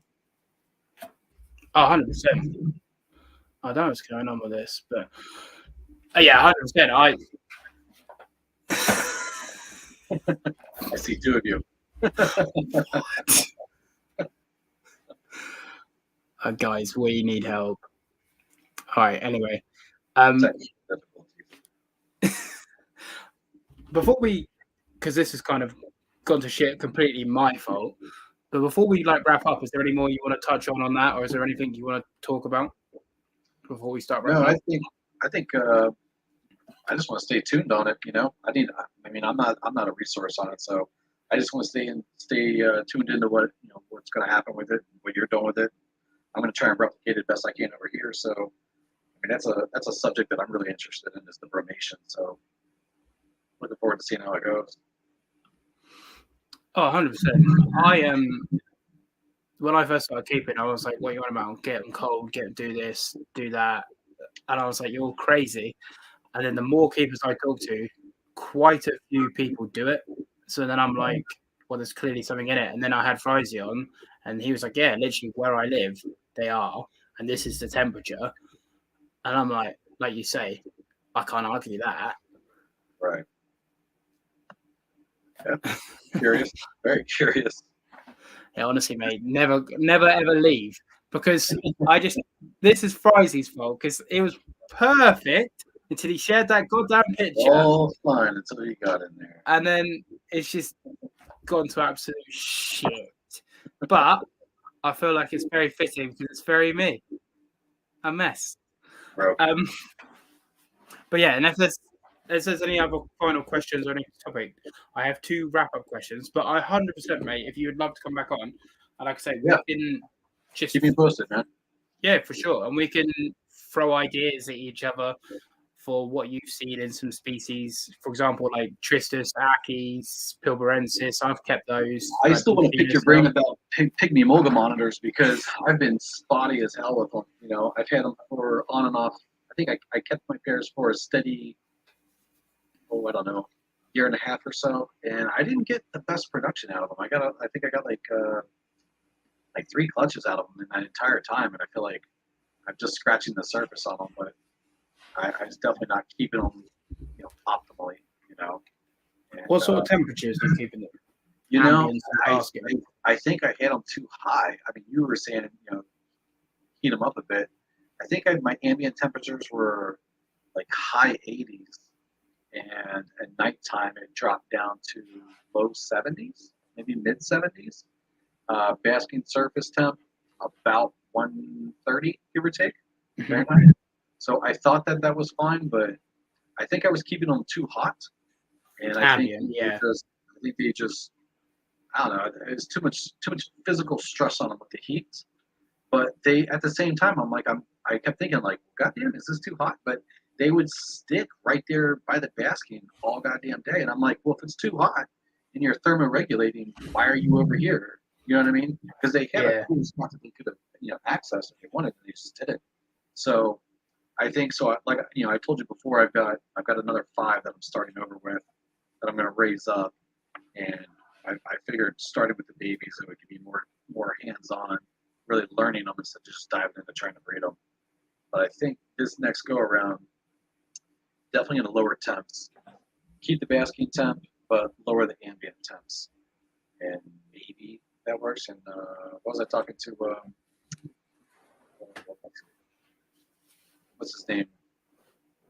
Scandinavian Goannas. I was looking at his stuff, and he doesn't, like, he has, I think he kept them a lot cooler than I was, and he seemed to be doing pretty well with them. And you and I touched base, and you were saying that the light intensity, for the basking was on point, but based on what you were saying, I think I was definitely cooking them a little bit too much.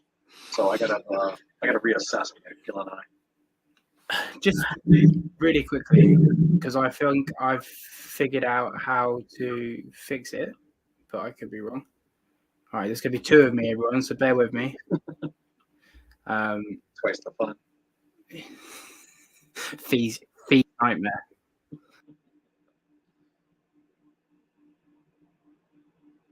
Your mic is muted. Hello. Oh, There you I can go. still hear myself, motherfuckers. Anyway, Yeah. So once enough, yeah. Where Frizzy's saying it's like 90s ambient where they're living, but whether they're active at that or only active in the morning and the evening, Yeah. I don't know. That's what I think I need to know.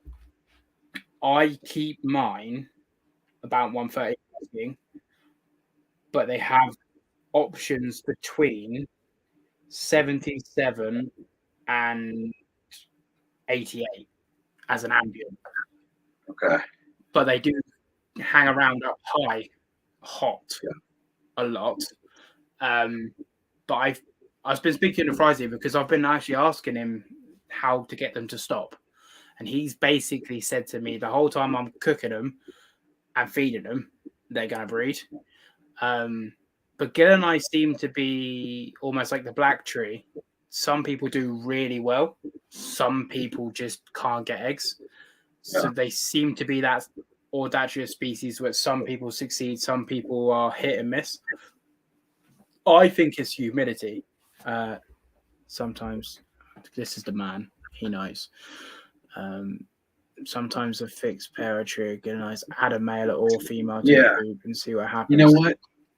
So when I did get my eggs, looking back, I occasionally would do like some trading. I would send this animal there, and they would send me something. And whenever I would get a surplus male to add to my pair. I mean, he would sneak in there and spur a clutch quick.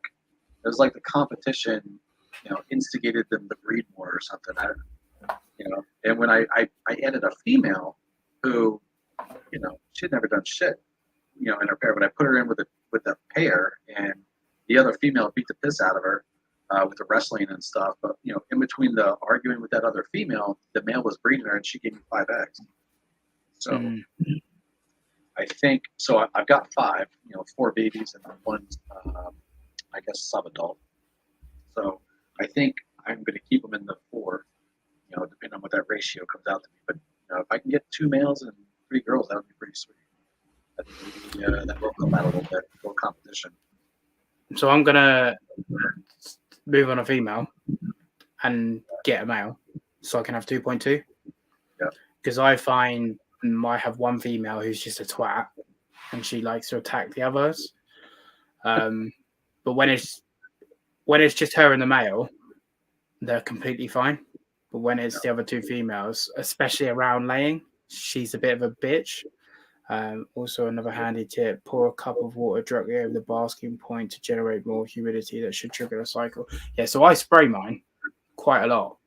When I say quite a lot, in the morning, lightly. Yeah. But some people wouldn't spray them at all. Yeah. So I think the humidity is a big key in what enables Gilleni to get going. I think I was spread too thin too at the time when I had them. That was when I had so many animals, and I think it was just like I was saying. I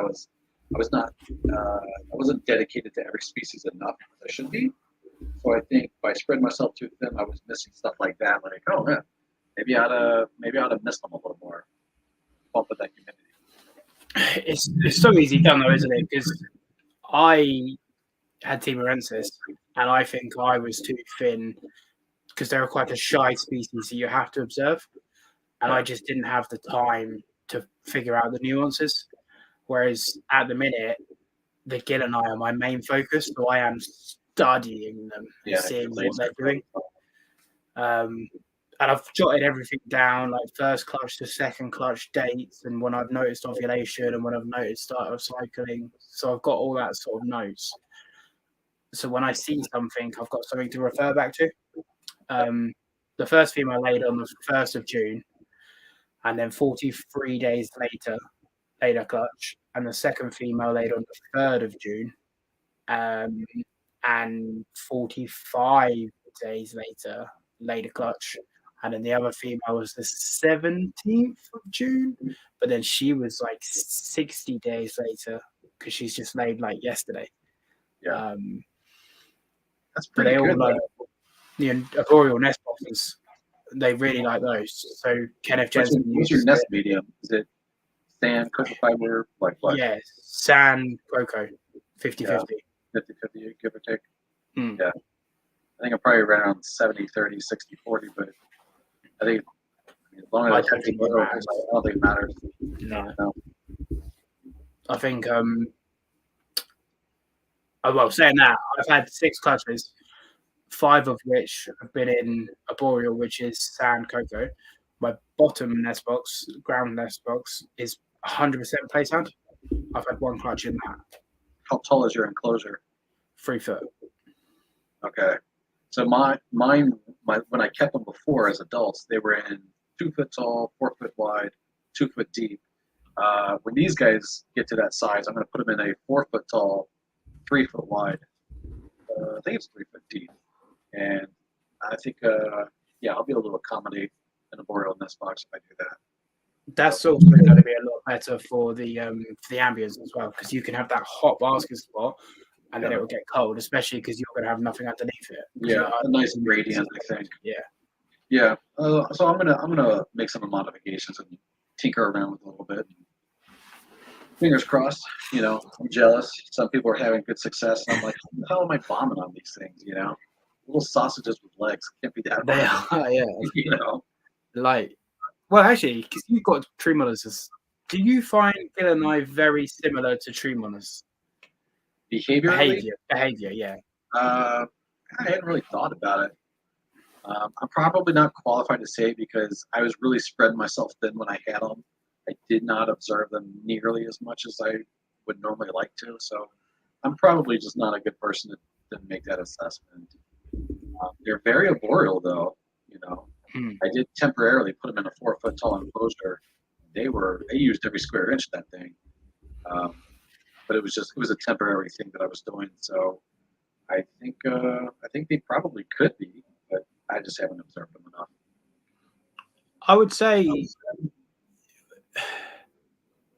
try and pretty much do, obviously without spraying as much, what you do with your tree monitors, because I keep my Gilleni very similar.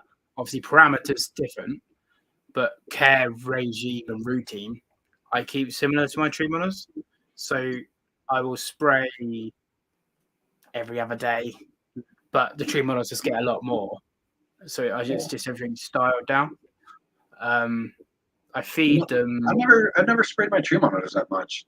I used to have like automatic misting systems, and those were great and everything, but it was such a fine mist, it didn't really do anything. I didn't think so. What I started doing is just hand misting, hand spraying them, and I literally just spray them right in the face on their body. They drink, and when they stop drinking, I move on to the next one, and then I'm done. I don't, douse the entire enclosure, with water and stuff like that. I've never done that. I've heard a lot of people say that they get cycles, initiated by, swinging temps one way and spraying really heavily and, doing those things. For me, I've just never done anything like that. I've just fed them and maintained them, and, eventually they start a cycle. And maybe I do know that like the barometric pressure outside will impact it. So like when I have these so I live in the state of Maine, we get a lot of heavy snow. And when those big snow systems come through, or heavy summer storms, I'll notice an uptick in some behaviors with regards to reproduction. It's not just the tree monitors, it's with everybody. But I've not been a heavy sprayer, and I'm curious. But I'm also not getting I'm not getting 6 clutches a year out of it. So maybe that's a thing that I might need to implement myself. I don't know. I've never bred the tree monitor. I've got a young pair. Well, my male's an adult, my female's young. My male who breeds them has them an automated mister. I think it goes off like 4 times a day. Yeah. I don't spray my tree monitors that much at all. I spray them once a day, every second or third day. Yeah, I think I do like once every third day or so, give or take. Yeah, and in the winter, like I say, they get sprayed once a week. And I say to people that as soon as once a week in the winter, they're like, "You're gonna kill them." I've had them like 3.5 years. They're not dead. They might not be as happy as other people, but they're not dead. Not yet. So Still it's just kicking. a case of trying to figure out what is best for them. And I'll be completely honest. Obviously, I change things up for certain species, but if I can keep everything on a similar regime, it makes it easier. So if I'm spraying everything in summer, in my wet season, I have 3 months of spraying every day, Yep. but I ramp up to that and ramp down. I don't just go. But then some days I'll be like, "Oh, you're not getting sprayed, or you're not getting fed." I don't have a. I have to spray Monday, Wednesday, Friday. I'll just spray when I spray. I don't keep a schedule either like that. I'm like, oh, there you are. I spray you, But I think it averages out about on every 30 days or so. I don't. I'm not strict with it. I'm not like, right, you have to have 4 cockroaches on every 3rd day. I'm like, you'll get fed what I want to feed you, and then you'll wait as long as I want you to wait. So, yeah. So all my monitors, I leave bowls, like elevated deli cups throughout their enclosures, and I'm always topping them off with dubia roaches, pretty much like every day, every other day. And then with like all my other monitors, like I'll spruce up things, give them like a fat bomb, a calorie bomb, like a quail or mouse or something like that. Depending on what species it is, it could be once a week, it could be once a month. And but by and large, I think a lot of people get their monitors too fat. They get these obese monitors that look magnificent. They're like well filled out, but like tree monitors are not designed to be like all plump like that. Like they can be. You can have good body composition because they're well maintained, but there's a fine line between being fat and having good body composition with a monitor. And I think the one rule of thumb that I've always stuck with is that that lateral fold down the side of them. If you can maintain that for the majority of their week, if they have that, you know what I'm talking about, like along the side of their belly, you have that one little fold of skin, that's like good body composition. That's I'm going to potentially mess up again, but I know I posted a video recently. So this is once I find it, this is my 8 months in captivity mangrove monitor. And a lot of people will tell me this is way too skinny. But my laptop's not going to load. But yeah, I run on the lateral fold and activity. So if they've got a nice deep lateral fold and they're really active, they're clearly looking for food. I think it's this video. But I think as well, because of social media, people see monitors fat and then they associate that rather than looking at the wild counterpart. This should be, let me put this on full screen. My laptop is not happy. That's a good lateral fold. Yeah, so that is a mangrove that's been in captivity for 8 months now. I wouldn't call that obese in any way, shape, or form. I think it's got really good body composition. If you notice, obviously it's a quick video, I can't pause it, but people watching it, you notice the tail base, nice and thick, nice and hydrated, filled out, no stress. Not so that's what a lot of people look at the sides and the lateral fold, and they're like, "Oh my god, that's a skinny lizard." But the tail base is solid, so I'm not worried. I don't see anything wrong with that animal at all. No, I would rather it look like that. That's what I want to see on pretty much all of my animals. At any given moment, except for rabbit animals. But yeah, by and large, that lateral fold, man, it's like a good sign. Like, you don't want that. Like, you don't want skin hanging off their body. You want it to be like taut, a nice fold on, nice plump tail. Good muscles in their hind legs and stuff.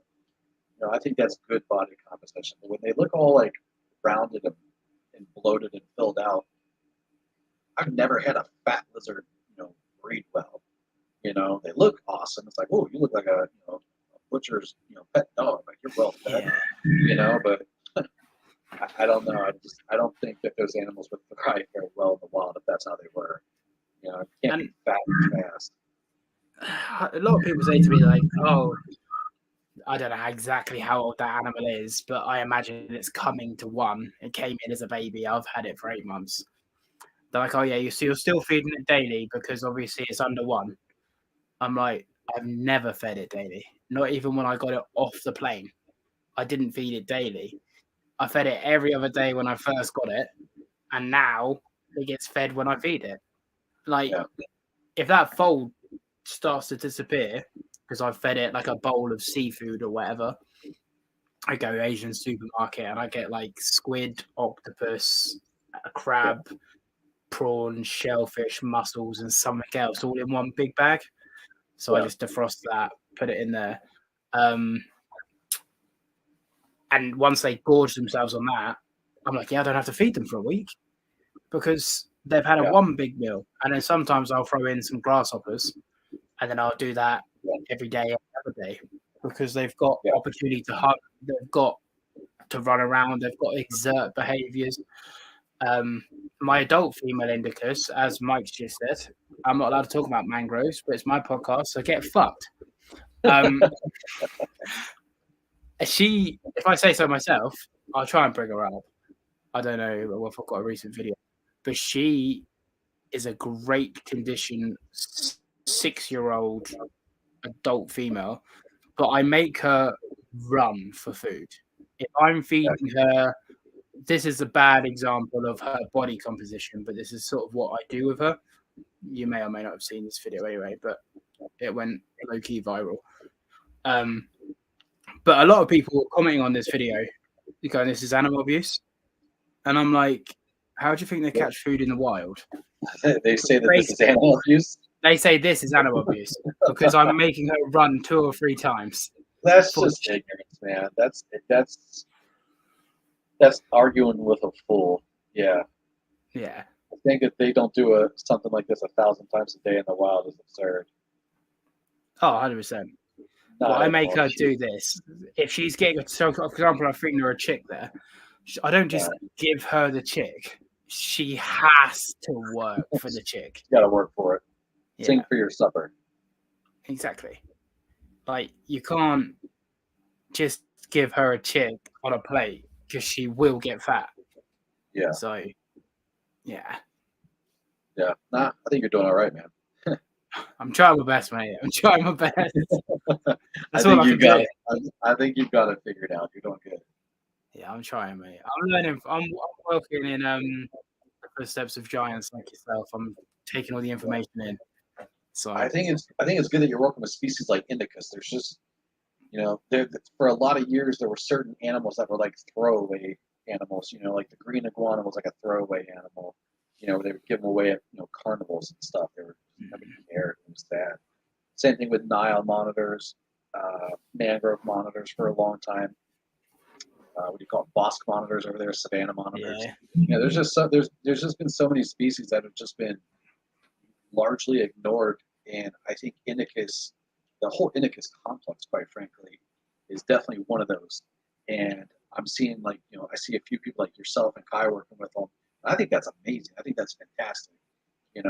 I think you're showcasing the animals with not just like for what they are, but like what they can be as pets. Because my life experience with indicus, for example, has just been kind of flighty, kind of bitey. Okay, they're cool, but not for me. And like I've seen Kai has just, man, he's killing it. Like he's got the Collet, Dwyers. I mean, and I'm just looking at these. I'm like, my God, like I didn't know that these things looked this nice. Yeah. It's totally changed my perspective on them, and I think it's really great when folks take on a species that isn't as popular, and they're doing it because they love the species, not how much can I get for a baby or whatever. So that's pretty cool. I think it's awesome you guys are working with the indicus. No, I appreciate that. I do. I really do. To be fair, most of the guests go, "Why have you got mangroves, you prick?" So that was quite nice. So the UK, the indicus are quite rare. So to my knowledge, before the import in December, there was like 4 or 5 in the country. Wow. And I'm pretty sure I'm the only person in the UK ever to be getting regular, planned, documented eggs. And she's just laid her 8th clutch for me in the last year and a half. and I've seen the signs of vitellogenesis every single time. This one in the big enclosure, she's thrown me through a bit of a loop. But again, I saw her ovulating, saw her laying, all this other stuff, documented all the eggs. I weigh the eggs, I get temperature reading of where she lays the eggs and stuff like that. Blowing my own trumpet. Find me someone who's doing what I'm doing, Fee. No one. You know But- what though? Yeah. Here's the thing, man. These, like, so many people take these different species for granted because they're always there. You know, you would go to reptile shows and you would see Timor or peacock monitors, the Offenburg guy, and you would see them for like 50, 60, $40. They were like, you know, throwaway species where they were just like, I don't want it. Maybe next time I'll splurge on some, you know, bullshit monitor project. Because you figured they were always there, they were dirt cheap, it was no big deal. And then that faucet gets shut off and they're no longer in the country. And then some people start showing more interest because they see, oh, it's more rare now. It's not any more rare. It's just it's not being brought in now. And I think that, like, that's how species just disappear. Like in the U.S., there were long periods where Greasus, the Iran Desert Monitor, was here, and now it's not here because people, you know, stopped working and focusing on those projects. The same thing can be said for, you know, certain dwarf monitors that were here that are not here anymore. And, you know, that's why I'm trying to do. That's why I got that pair of Varanus. I can't even say that goddamn name. Cordolineals. Yeah. So that's why I got them. I was like, holy shit, those are still here. Okay, great, fantastic. Let me take a crack at them because you never see them. And I think if people don't try to rescue these, you know, these species from the waste bin and get them back into, you know, the right hands with people, they're just going to disappear because a lot of these animals are not going to be imported anymore in the future. So what we've got for some of these is just what we've got. So we got to make do with it. And I think Indicus is one of those species where, you know, people take it for granted until it's not there anymore. And, you know, like I'm starting to see, like, I see these animals in good condition, and I'm like, wow, like that's an impressive looking animal. Mm. You know, it gives you a moment to be like, okay, so these animals are actually pretty damn neat looking, you know, in the right hands where they're conditioned properly. So I think it's great that you guys are working with Indicus, and, you know, some other people are working with these obscure species. And what was it, Mitchell's water monitor, whatever the hell it's called, Michelli, Yeah, I pronounce it Michelli, but we have Michelli here now. Yeah. Never see that here in the U.S. And, like, I see it as like, man, I hope to God these people crank out these babies and you know, pull these babies into more mainstream hobby. To, you know, it's more conservation. You know, it's more information being shared. You know, people are, you know, getting something out of it. Learning. I think it's fantastic. So, you know, hats off to you folks that are messing with the Indicus. Yeah, it was like 50 or 60 that came in December, and I've got one which is a little bit different, a little bit special. I'm trying to find another one like it, but I'm yet to find it. But the one that I just showed the video with the lateral lines is pretty common standard of what the import look like. And I've got a few keepers that keep them in the UK, and they say, why is yours so much more yellow than mine? And I say, oh, let me see your setup. And then I go, well, that's mine. That's why mine's more yellow. You need to do this, this, this, and this. And they're like, nah. And I'm like, your animal's going to stay dull then. Like, what do you want? Yeah. So your animal's exactly the same as mine, probably from the same island. You keep it the same as me. Not that I'm the best, but I'm keeping it this way. Mine's really bright yellow. Yours is green. I remember seeing Mangroves. So at the time, they were all mangrove monitors. But some of them had blue tails. Some of them had, like, bright yellow, you know, broken ocelli on them. Some of them had peach throats. And were just like, oh, it's just a pretty mangrove. And I was like, I remember, these were like in the 1990s. I was like, what the hell? These are neat. I'm like, why are they so different? Nobody knew anything about monitors, and now it comes to find out it's like 6 different species that were all being tabled as mangrove monitors. And, Yeah. you know, I think that's pretty cool that, like, now, like, people are starting to pay more attention to these things. And it just makes the Indicus complex is a minefield. Yeah, like and here's the thing, like we still haven't figured it all out. Like there's still species out there where like, oh, it's just a pretty variation of this. I don't think so. It's its own species. People just haven't worked with it long enough to figure it out and dial it in. And research. Yeah. But yeah, we'll find out. This little mangrove that I have has got like a bright pink throat. It's really hard to get it on camera, but it has like a pink throat. Yeah. But it's definitely a mangrove. It's not a jobiensis. But it's got this bright pink throat, and then it's got like really yellow spots. But it's not like Dwyer eye, but it's something different. So I'm going to grow up because they change so much, and this one's only that big. Little guy. So I'm going to grow it up and see what it looks like, because it could just be a pretty young one, but could be something cool. Maybe not. Yeah. Raise it up and find out. Yeah, I'm in no rush to move them on. Like, people joke on this podcast that mangroves are shit pets, and I say that they are because they take a lot of work. But I love them, and I'm not keeping them for the money because they're not worth fuck all. So, worst bite I ever got was from a mangrove monitor. Yep, It's a nasty bite. They've got some sharp teeth. Yeah, that thing was not messing around. Yeah. Do you think they're tameable or a good pet monitor? Also tameable. What, you and Oi? No. If you want a tame pet monitor, don't get a tricolor. Get an Ackie. No, don't do that. Don't get me wrong. Every animal is sociable to a degree. They all have potential. Yeah. Yeah. But some just have more of a propensity to be nicer than others. If your main focus is tameable, don't look at the Indicus complex. Just forget that one. But we'll start wrapping up. If, like I said, if there's anything else you want to talk about, mate, we'll start wrapping up. No, I'm good. I might think of some stuff off air, but right now I'm good. No, like I said, I'd love to have you back on. I've really enjoyed. We've gone a little bit longer than I think we both planned, but I think that just shows that we've enjoyed each other's time. Yeah, good talk, man. The last half an hour, I've been able to hear myself, so I know what it feels like to be you, and I'm so sorry. It's been really bad. I've got like so much surround sound. But yeah, honestly, mate, I do this a little bit at the end of the podcast where I sort of blow smoke on people's asses, but not say shit for the sake of saying it, because I'm not a fake person. But when I announced this on Saturday, I had 6 messages pretty much instantly. Like, oh my God, like Matt's a legend, like Matt's so sick, Matt's like fucking knows so much. And then I had a few more today.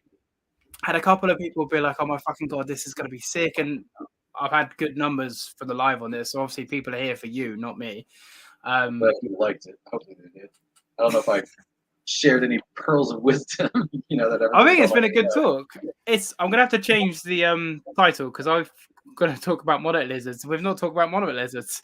But obviously you and I haven't really spoke, and I like the podcast because you get to know somebody rather than just a quick Instagram, hey, how are you? A podcast, you get a feel of a person.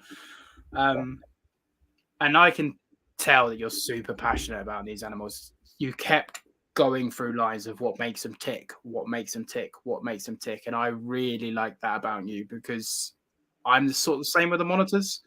I want to know what makes them tick. So I would love to have you back on just to be like, what makes them tick? And then just have a whole conversation about that. Because clearly I could, and everybody else could learn a fucking lot from you, mate. So I'm so grateful that you had spent the last 3 hours with me just talking shit about lizards. Oh, are we gone? Wi-Fi's going out again. You back? Yeah. That's a good way to get out of me being nice. Just be like frozen. But mate, I'd love to have you back on because clearly you're an absolute wealth of knowledge. And yeah, anytime, man. We can throw. Yeah, say the word. I'll be happy to come back on. I'll lose your time. Yeah, no, sick. Well, like I say, I'm really appreciative because I know you're probably a busy man. So I appreciate you spending the time with me. But we have it's my pleasure, 2 wrap-up questions. Time. Thanks for having me on. No, that's completely fine, man. I've loved it. But I'm going to try and be good with these because I Yep. normally fuck up. So the first question is, what's the one piece of advice you'd give to somebody starting the reptile hobby? Oh, man. Stick with one species. Start with one species. I would say get one species that you know you can maintain properly, and don't get another species until you manage to achieve what you consider to be success, whether that be reproduction or just raising it from a baby to an adult. I would say the one bit of advice, stick with one species. Did you get that? Yeah, I got that. Yeah. So I'm just going to have a caveat question to that. How do you think that person can find the one species? Well, here in the U.S., I don't know if you guys use it. Morph Market is a really good website for finding a lot of monitor lizard that are available. But I would say start with going on social media sites and just searching for that species on there. Find forums, find groups, and ask questions. Find out who's doing it right, and ask them questions. Ask for tips. Ask for resources. Ask as many questions as they're willing to entertain, and check your ego and listen. I mean, the information is there in large part. I think it's a matter of like, you got to get past like some people's shyness and ask these questions, because I field a lot of questions on a daily basis, and sometimes I find myself I'm pulling these questions out of these people because they don't even know what to ask. Mm-hmm. So I would say find a group that, like Facebook has a lot of different reptile specific groups for species, Instagram, lots of different, pages and whatnot. But find a group, find a mentor, so to speak. If they're local, even better, and just ask those questions, and listen. For God's sakes, listen, and don't take any shortcuts. I think that's probably the biggest pitfall that I see with keepers that are new keepers, is they seek out the animal when they're not ready. And it's like, that's a shortcut. Don't buy the animal if you don't have the enclosure. Don't buy the animal if you don't have the appropriate enclosure. Don't buy the animal if you don't have the appropriate enclosure set up all the way. Just don't. Don't buy the animal if you don't have a resource on how to feed this animal. So line up all your ducks in a row, get everything set up for husbandry, ask these questions, then move on to the animal. But I think in a world of immediate gratification, people jump the gun a little bit. So I'd say find a mentor to help you pace your hobby a little bit better for yourself, and they're gonna help you out with it. If they're worth a damn, they're gonna help you out with that. And I think there's no shortage of them right now. I mean, if you're a tree monitor fan, go to the Facebook tree monitor group. We've got a lot of, I've got some moderators and admins in there that are phenomenal. And even if they're not moderators and admins, there's people like Cody Kopp, Vanessa Crutchfield. I mean, there's so many people out there that have information. Chris Appman, Matt Lindstrom. I mean, these people that they never had one, they got one, they learned about them, and they listened, they asked questions, and now they're phenomenal at it. And I think that that's the best thing, is that we do have the resources now. So get out of your own way and go find those resources and make connections. 100%. I couldn't say it better myself. I think, for example, with me with Mangroves, when I started with them, basking spot 90 degrees. Okay. Yeah. She's basking for an hour. 100 degrees. She's basking for 40 minutes. 110. Okay, I found 25 to be the sweet spot. While the enclosure's getting too hot, I need to drop the enclosure but raise the basking. And I had to learn all this little stuff with my lizard because no one else had paved it. Yes. And regardless of the species, regardless of monitor, regardless of whatever the species, when you've got a keeper that's started from nothing and got to the place of just scratching the understanding, that's invaluable. So if you can pick those people's brains, don't take it for granted. And that's why I love this podcast, because I get people on who are, I don't know the word expert either. I was on Animals at Home podcast, And I was like, I don't think there's any experts. And people were commenting like, clearly there are experts. People aren't experts on this podcast. I was like, of course there are experts. I just meant that there's still so much to learn. Yeah. Anyway, Yeah. if you can pick these people's brains, then be grateful for it. And also as well, I just want to say, be courteous of people's times because people are busy. I get people messaging me and I get back to everybody who nowadays articulates a question. If you just say to me, are mangroves good pets? I'm probably not going to reply. Yeah. I used to.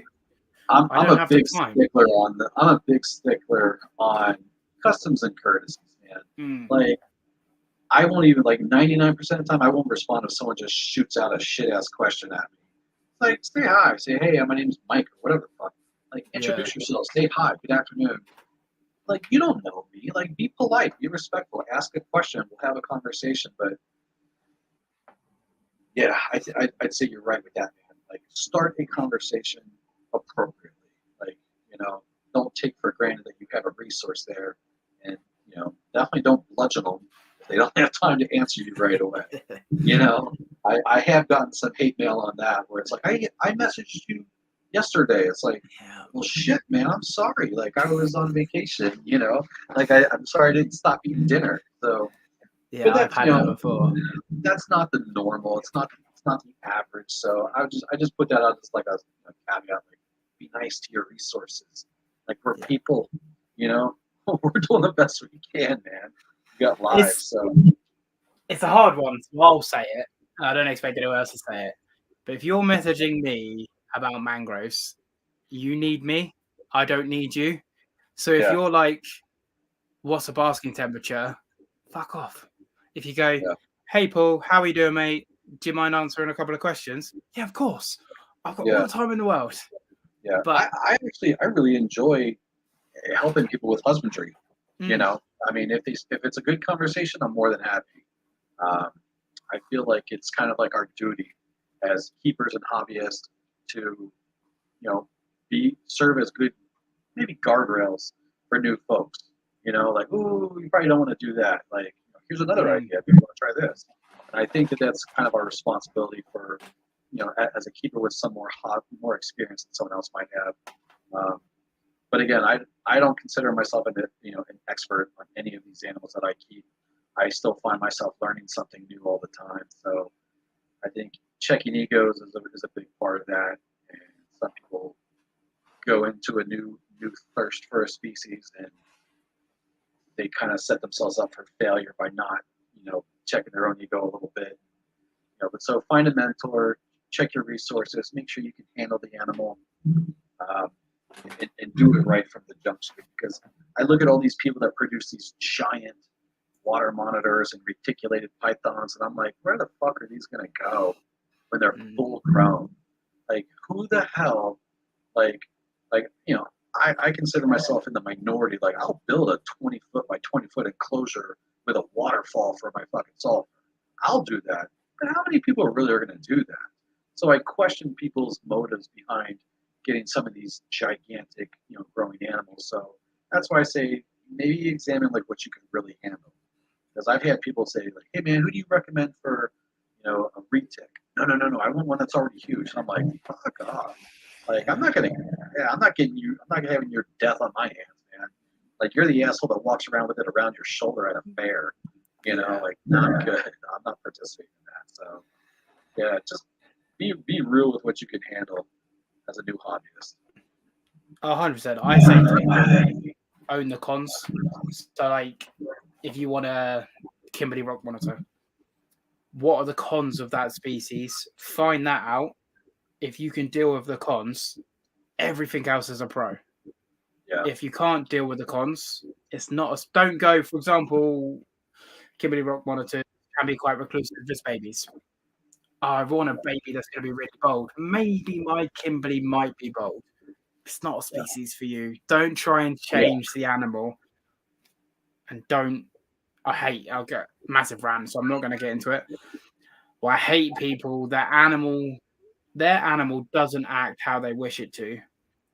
So they remove everything from the enclosure so it'll act how they want it to.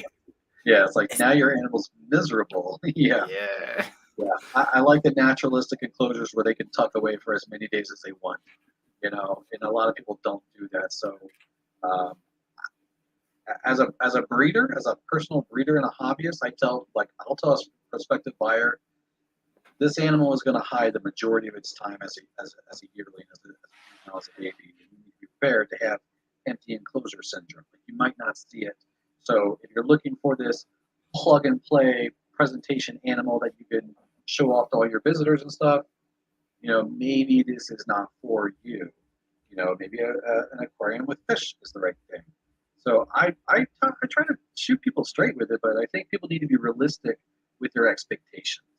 I mean, I've got captive red tree monitors that are amazingly friendly, and I've got some that are assholes. They just don't, some of them just don't interact, So don't think that there's like some hard and fast rule of like, oh, I want this because they're this way. I don't know. I've had water monitors that were amazingly friendly, and I've had others that just want to whip your face with that tail all day.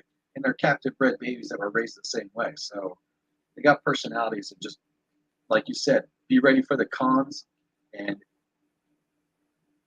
weigh and measure that. If you can handle all the cons and you're still cool, all right, let's talk. Yeah. Let's do it. 100%. I put a post out recently, and for those that bothered to read it, for those who bothered to read it, it basically was the socialization of a tree monitor. And it's like, you guys see a 5-second video of my tree monitor jumping on me, and you're like, wow. But you don't realize the time, the energy, the effort, the repetition to get her to do this. So I put a post about it because I'm trying to show both lights. It's not always sunshines and rainbows. It's not always like, wow, cool, pretty lizard. Sometimes it is, where the fuck is Kada? I haven't seen her in a week. So. Great. Yeah, it's good to, I think, for everybody that's a hobbyist that especially shares content, whether it be Facebook, Instagram, whatever, show the failures. It's great to show these amazing animals at their peak physical conditioning and best behavior and all that, but show them when they're assholes. Show them when they latched onto your finger and won't let go. Highlight like this thing is sick and it's perished, and here's why. Let people see the nitty gritty dark side of it, because it's not all sunshine and rainbows. And I think people need to manage their expectations. And I think that we, as people that produce these animals and put them out there for the market, we need to do a better job, realistic about conveying those expectations. Because a lot of people do see the adult and go, that's what I want. It's like, okay, that's 5 years down the road of you cleaning lizard shit off the window because tree monitors have this fascination shitting on a fresh clean glass. Or, oh, you want a water monitor. Well, be prepared to like clean shit out of water every day. Like, oh, you freshly cleaned the water, 5 minutes later, you shit in that water. We really need to tell people, there's a dark underbelly side of it. And it's just part of the game, and if you can deal with that, then you can deal with the best parts. 100%. 100%. I think, like you say, a lot of social media is very much like, oh, but when you actually get into keeping, you go, well, this is shit. I've got to clean all this shit out. I've got to turn the soil. I've got to like pick out random bits of seafood assortment that they decided to throw around everywhere. Yeah. And it's just like, this isn't glorious or fabulous. This is horrible and it stinks. Right. But like, oh, I found a mouse that it didn't eat 2 days later. That smells great. Suddenly buried, so you can't find it. So you'll go through the whole enclosure. Yeah. But you know what? Like, not to end it on a bad note, but you can't have the sweet without the sour. You know what I'm saying? So there's that. That's going to come, but thankfully, for a lot of us, the pros vastly outweigh those cons, and that's why a lot of people stick with it. So for new folks getting in, be realistic. Yeah. Be realistic, and just remember to let it be fun, and don't take it too serious. Social media has a way of piling on people for, not knowing better and being assholes and bullies. So be realistic, have fun, don't let it beat you down. You know, surround yourself with the right people. That could be the answer to the next question. And the next question, I always word it completely differently, and I don't know how I want to word it this time. Did you say you had a daughter? Was it a daughter you have? Yeah, I've got a 25-year-old daughter, 19-year-old son, and an 8-year-old. Okay, so this is going to work perfectly because you have an older and younger. So what's one piece of advice you would like to instill into your kids or already have? Respect for wildlife. Actually see the wildlife for what they are, not as a novelty or a trinket. You know, a lot of kids, and I think it's based on just, upbringing. They see it as like a passing moment where they don't really appreciate it. Like, go to a zoo and you see a kid like hop from enclosure to enclosure to enclosure, and they're not really seeing it. They're just like, like, stop. Appreciate this animal for its diversity as compared to this other animal over here. And I think I've done a pretty good job with that with my kids. They really, like, when we go to a zoo, like we went to Wild Florida and we saw Peter Gamble, and we saw everything. We went behind the scenes and saw a lot of cool stuff.